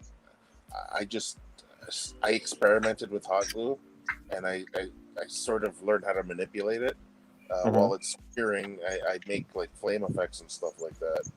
And I've seen people do that. Yeah, I had the pictures on here a couple weeks ago. It's I made like Ghost Rider flames. The bike was like the wheels are covered in flame, whatnot. And the thing is, people would think that I bought an expensive glue gun. I bought that cheap thing from Walmart. Put it this way: when I'm not using it, if I still have it plugged in, it leaks glue. Like, you know what I mean? I have to have it on something. It's not like I'm using a good glue gun. But yeah, it's tricky to use that stuff, man. You burn yourself a lot too. Another thing that I'm not gonna get to yet, but I know that the Joe Valentine character, she wears a skirt, but I don't want to use those soft plastic skirts on the figure, because I don't want to hinder the articulation. Mm-hmm. Yeah, a lot of people are using soft goods now. Yeah, there's a. I've been trying. He's got early shifts on, I think, on Mondays, so it's hard to get him on here. I've been trying to get. He's Don Sawyer on Instagram. Mm-hmm. He does beautiful soft goods. I'm waiting for my Maestro Hulks to come in. I'm gonna do a Smart Hulk using one of those. He made me a tank top, some brown slacks, leather belt. I'm gonna be using the KO Juggernaut boots. I'm gonna do like a 90s Smart Hulk with soft goods. Basically, you do like a Mezco style Smart Hulk. Nice. Okay, cool. And he's making me he's working on a pit jacket for me too that fits the 80th anniversary Hulk. He's done some really cool stuff. He does all kinds of cool like soft good stuff and I might be inquiring about one of those pit jackets if he's making them. yeah, that's I would. I will make you get on Instagram and ask you. I'm actually thinking of going on eBay and order some of those soft goods trench coats for some of the Marvel Legends because I don't like that they still use the plastic ones. Yeah, the GPS slot makes some good soft good stuff. Yeah. He puts the bendy wire in them, so you can pose them. Yeah, that's usually why I like if it's a soft good, especially a cape. I like the bendable wire along the lining. Usually looks pretty cool in pictures. Yes, sir. Oh, yeah. It's very. I have a question though. I've been noticing you're making. Is that a Joe character you're making? What now? The figure you're working on now, is that a G.I. Joe character? It's just a Kit Bash G.I. Joe. I was doing originally I was going to use the parts to make a cover girl. But now that Hasbro seemed to right at ship and they're starting to make more 80s style classic Joes, I just started to make a generic G.I. Joe, and to me it's almost got a Laura Croft vibe to it. I'm just going to say it's a G.I. Joe Laura Croft. Actually, I can see that. It favors the one from the newer games, which is a little younger. Yeah. That's cool. I used the head from the Netflix Elektra. Oh, nice. It's got very much Laura Croft vibe to it. Yeah, I dig that. Especially the coat area. The coat came from the MCU Captain Marvel that came Kree Century. That's right. Yes. I actually picked today. I actually picked up some from one just for customs. I was having my cousin Ashley Fat work on a cover girl for me. You know what? That jacket is sweet for customs. Yep. Yeah, I've become a bit of a IDW G.I. Joe fan, and I know in comics that's typically the kind of coat she wears. It fits Lady J torso really well. All I did was with this, I trimmed down the green collar a little bit so it didn't stick above the coat collar on the back, and I just did a black wash on it on all the parts. So I removed the Texaco looking logo on the back. And I'm using the legs from the movie Scarlet. And I painted the armor piece the military green. I think it looks really good I'm just going to call her Laura Croft. Oh, hell yeah. Definitely. I just got to find a head for this one. I took the armored torso from the Scarlet and did a wash on the Lady J parts. And that makes it a really cool look, too. Actually, once you get done with the Laura Croft, all you now is a compound bow and 45. Is she good to go? Oh, yeah. Yeah, you know what? There's just, even in the movies, there's the one with Angelina Jolie and even the newer one, there's always been a scene where she's wearing a jacket like that. Yep. Yeah, you're right. Yeah. And these hands are vertically hinged, so they're perfect for weapons. Oh, yeah. I had to thicken this peg up on this one a little bit. Take a little bit of super glue. I just put a dab of super glue on it and hit it with the quick Insta Set. That's an instant peg right there. Yeah. That Insta Set, if you're dealing with super glue, you don't want to sit there and wait for it to dry. This is great. You can pick this up at like hobby stores. I got this at Hobby Lobby. I had never seen that in the Hobby Lobby on that. It's in where the hobby stuff is, where the model paint is. Yeah. Model cars and model paint. And you hit your super glue with this, it bonds instantly. Sad thing is, most of the paint on my Hobby Lobby is either Vallejo or Tesser's enamel. And when I first started trying to custom, Mm-hmm. I didn't know you were supposed to use acrylic. Sticky. I Well, tried the enamel. I waited for like a day for it to dry, and it was still sticky. Yep, that's. And I think we've all learned that lesson over the years.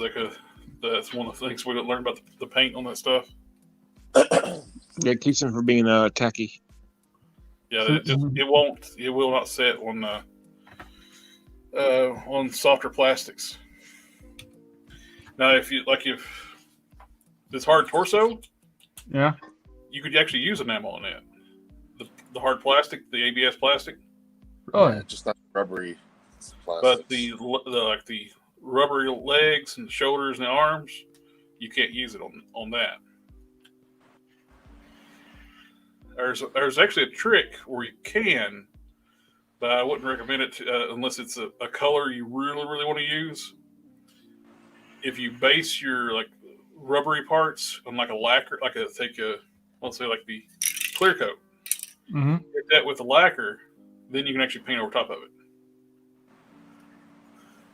You're better off using acrylics. Yeah, that's a have-to situation. If some kind of special color you're going to use, and I wouldn't recommend that, but it is possible. One paint I'm thinking of trying out is the paint I would always see in my comic book store. Mm-hmm. And it's that paint that people use for minifigures. Yeah, kind of like that. Yeah, there's a few different miniature paints. Montesto, I think, was talking about one earlier. That another customizer uses, but the miniature paints work great. I noticed with Citadel though, it's very much like the Vallejo.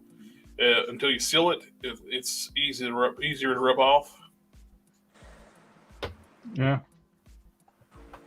But this Hulk head, it's actually, instead of being a resin casting, it is the epoxy sculpt. I done it when it was really soft. I pushed it in a mold. I was able to mold parts. You can actually get there's stuff called blue stuff. You heat it in water, and you can actually make press molds out of it. Oh, cool.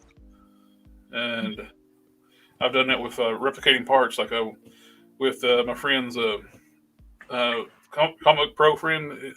I made a custom his character, Aetherion. Very hard name to pronounce. But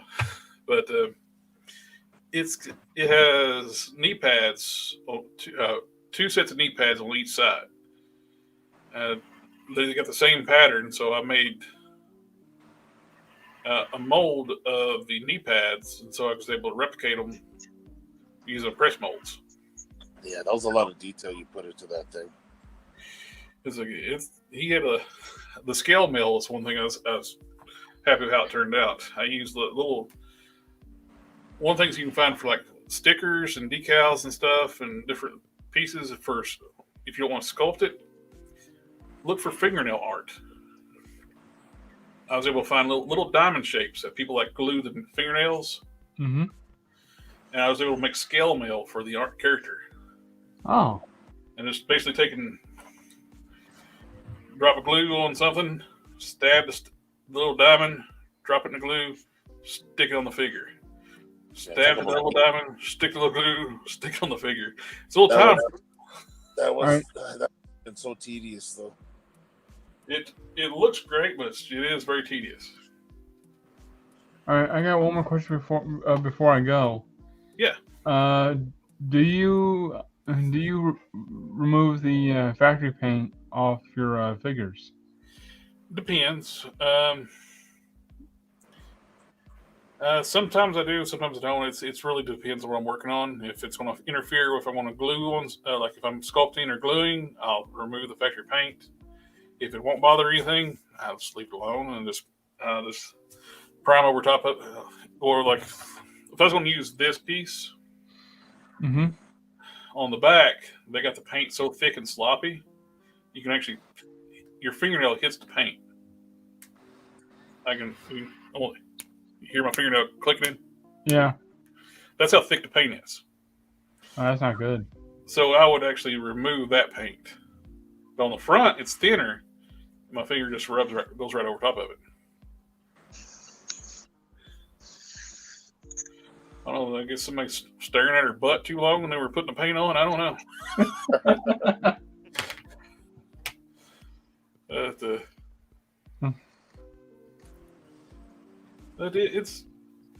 This is not the retro Lido black back piece. This is the back piece they use for Invisible Woman. We got the 2 peg holes. Mm-hmm. Yeah, I've seen that somewhere. I don't really know how they use this stuff. I've seen that on a Invisible Woman. You know what would have been awesome? If they put a peg on the back of that cape or it would plugged in one of these holes, and it wouldn't have been awkward to try to move the cape. It would have been fixed on this top peg. Say this top peg, they could have put a peg on glued to that cape, and it wouldn't be flopping around when you try to pose it. What I wish some of these companies would actually do is replace all the plastic capes with the soft goods, but add a wired line. You know. Definitely. But I seen a meme I laughed at the other day. It's like it was the one like we're trying to be in more green, get rid of plastic, and they had a guy whispering like listed as a Hasbro employee, they can give us more soft goods. Yeah.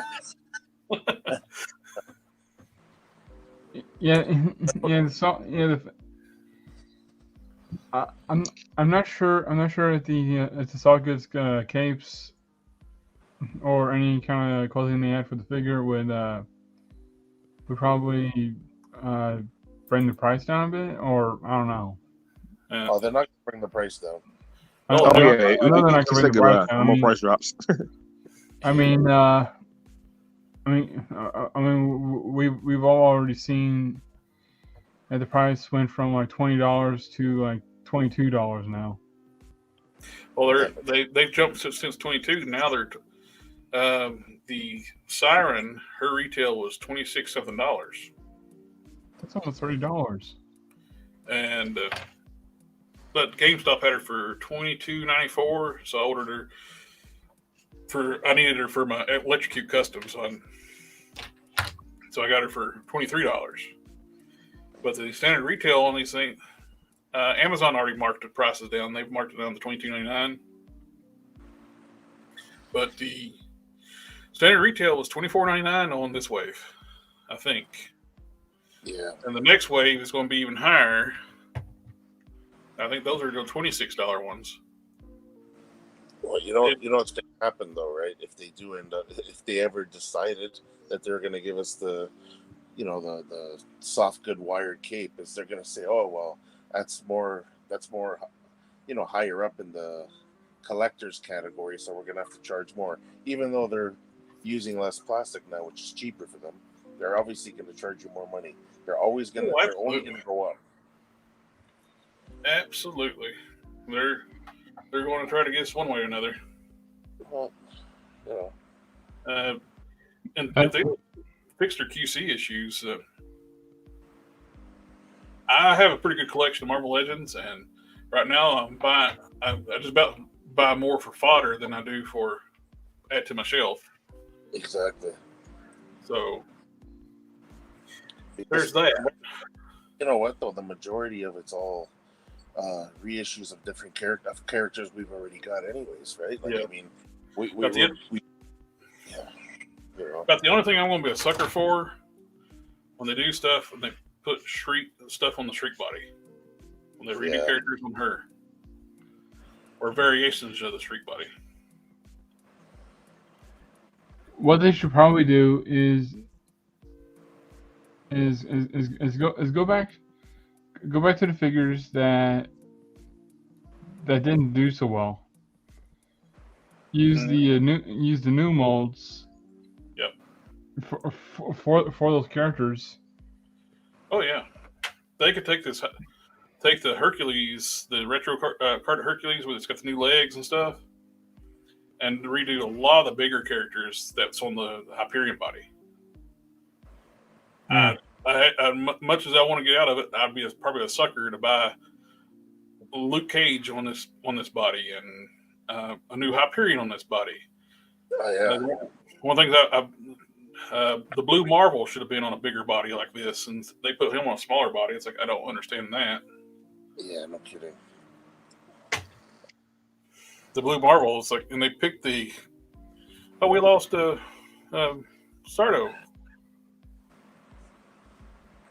Did he drop out? Yeah, I think so. But we didn't bar him off. But Blue,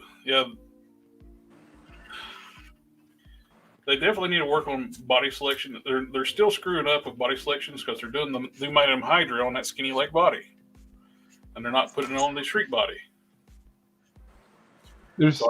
Hopefully this, and they're still using the old arms set for female figures. Yeah. What gets me is like in the same way Madam Hydra is getting that skinny leg body, they're using the Shriek mold for the Shield agents, the Quake and Maria Hill. I know. I was like, why is it Shriek on that body? I mean, the Madam Hydra on that body. Yeah, no, they're killing us. So I'm hoping this Siren goes on clearance for like Shriek did. I'll pick up a couple of these for female Hydras. Yeah. And I'll fix the Madam Hydra by swapping out the parts with the green legs and the stuff. And I don't want to lose those. Those are nice arms. They are single joint elbows, but they're those sculpted sleeve cuffs from the Hellfire Club set. Yeah. But these are much better legs. After I learned the announcement about the new Spouting figures, I was like, I was pretty excited for that. Then the next day, I knew when with the time they were going to release pre-orders. I was like, okay, I'm ready. About an hour later, I forget. I forget until I realize. So I quickly go on their site and it's already sold out of the Renew Your Vows pack. Check out the Chosen Prime.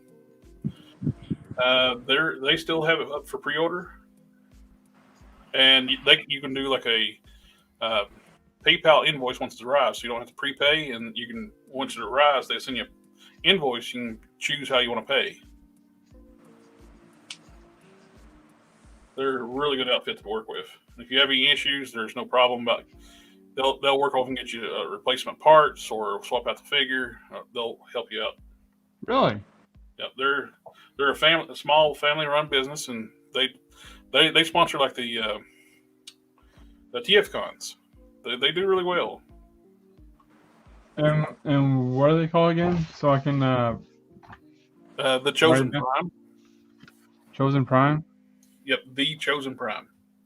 So Chosen, CHOSEN, I think it's, yeah.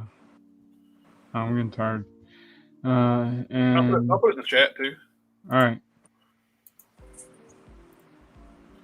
I think it's about time for us to. I usually go along here tonight too. I usually order from places like Amazon or eBay. For figures. I order a lot from Amazon too, but now they have like a pile loop style setup, like a prime stash. Mm-hmm. Think what they call it, and once your stash hits $150, they do free shipping. Really? Yep.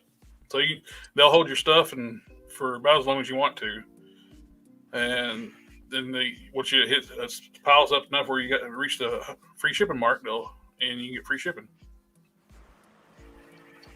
They got rewards points too. Every order after you pay for your order, you get points, and those points can be cashed in for like gift certificates. They're a great outfit to deal with. That's good to know. I got an order coming in tomorrow from them. I got 3 Maestros. They were the cheapest place you can buy Maestros, $25 a piece. Wow. I saw. I was at my comic shop, and I found a pack of a 2-pack of figures that I was looking for, and it was the Juggernaut and Colossus. Oh, cool! But I couldn't get it because it was over $80. Ah.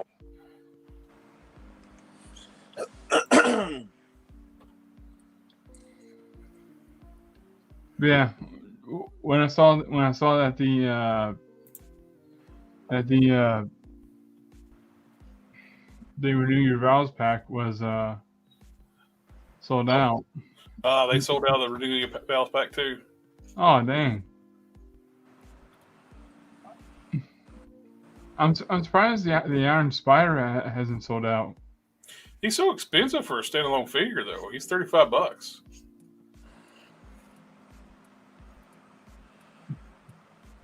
Well, luckily I have him pre-ordered, despite the price. I guess it's that time. Yep. Alrighty, fellas. I guess we'll call it for the night. And all right. Oh, that's what I was going to show you. Showing your comic stuff and stop screen. Yeah, I got a picture I did a long time ago when I was young and share screen. I've been playing around restoring an old picture I drew on Photoshop. Yeah. These are all the characters I made up. I'm going to start making some customs of these.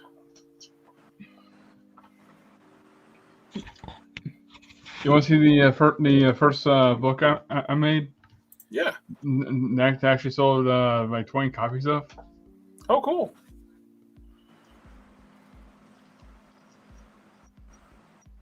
Nice. Very nice. Love the chrome cover, like the holographic cover. Yeah.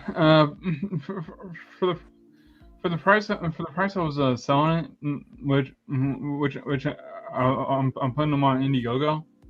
Yeah. If you know what that is. I do.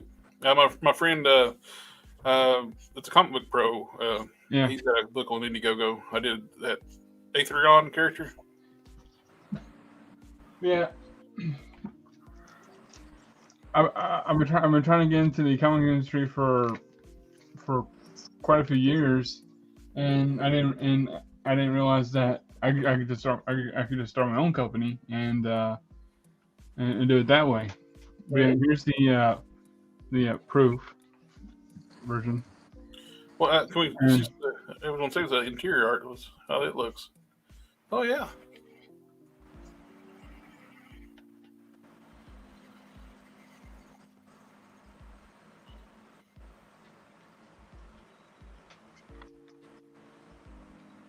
That's really cool, dude. And it's 28 pages. Heck yeah. That's awesome. Well, thank you for stopping in and talking with us tonight. Can we do it again? Oh, more welcome to come on again.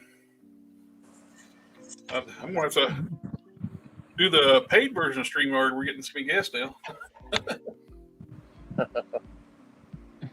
And thank you for answering a lot of questions I had about figure customization that I couldn't find the answers for.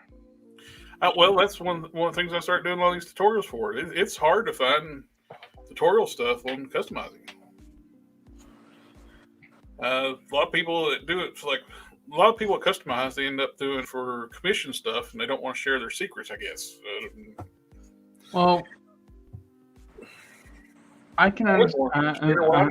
Help other people out. Understand that you don't want to share your discoveries with everyone. Mm-hmm. But I can also say that if you don't really share what you discovered, and you keep it as only you know what it is. Yep. It's not going to continue on with everyone else. Well, that's just it. And and honestly, that might hurt the figure customizing community. Well, you just have to check out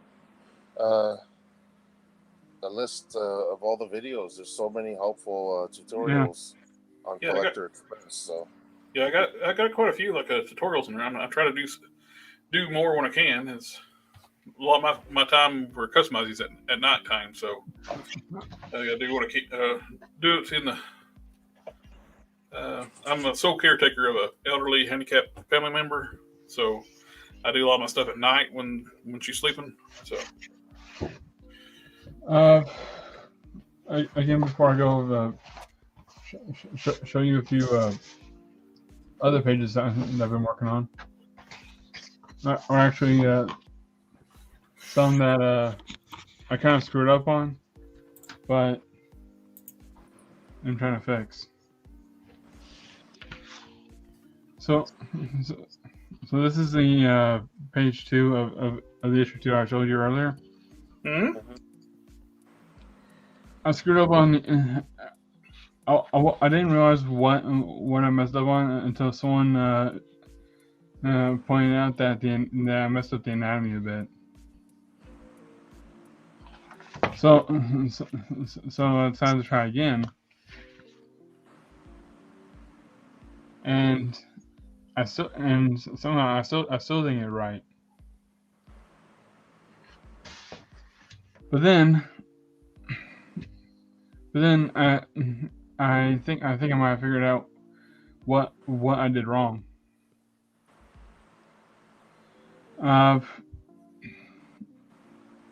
Because I don't know why, but for some reason I was having trouble drawing the female character. Mm-hmm. But when I learned on how while I was drawing,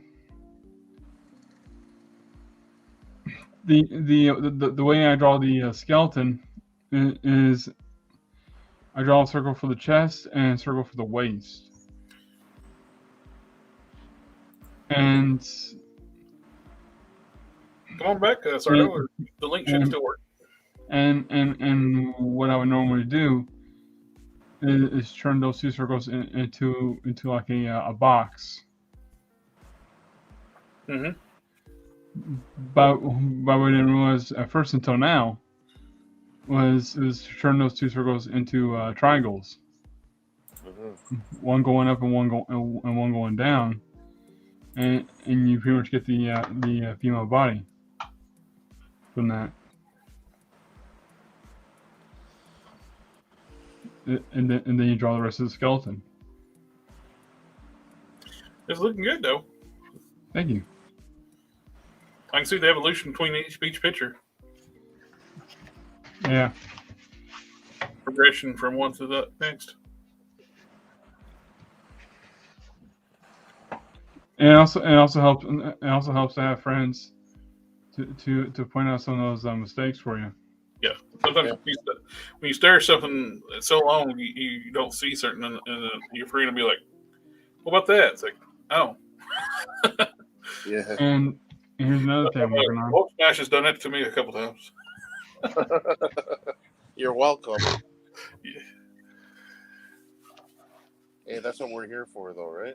exactly. Yeah. So this is another book I'm working on. Oh, I love that front cover. Yeah.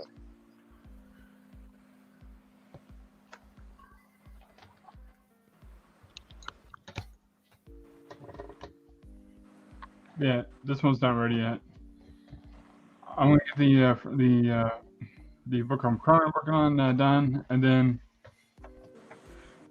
go back to working on this. But this one so far is my favorite page of the book. Very cool. Yeah. I like that splash, double page splash. That's cool. Yeah. She's just annihilating that city.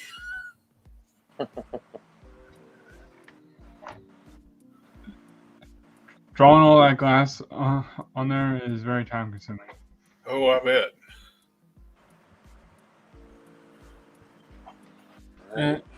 It's 12:30 over here, so I gotta go. Yeah, it is here too. So I think it's about time to call it a night, fellas. Yes, sir. All right. Thank you for letting me on your stream.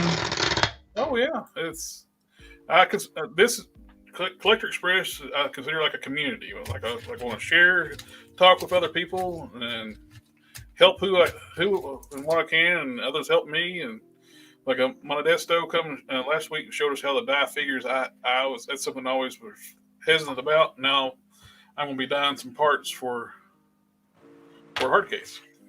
Mm-hmm. All right. Well, I'm gonna get going. Again, thank you for letting me on. Thank you for answering my questions. Yeah. Hope you get on again. And to everybody watching the stream,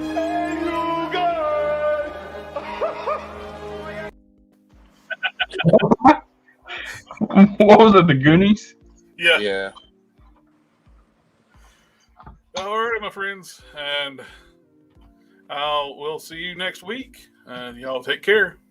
Take All right. care. Bye bye. Take care. Bye.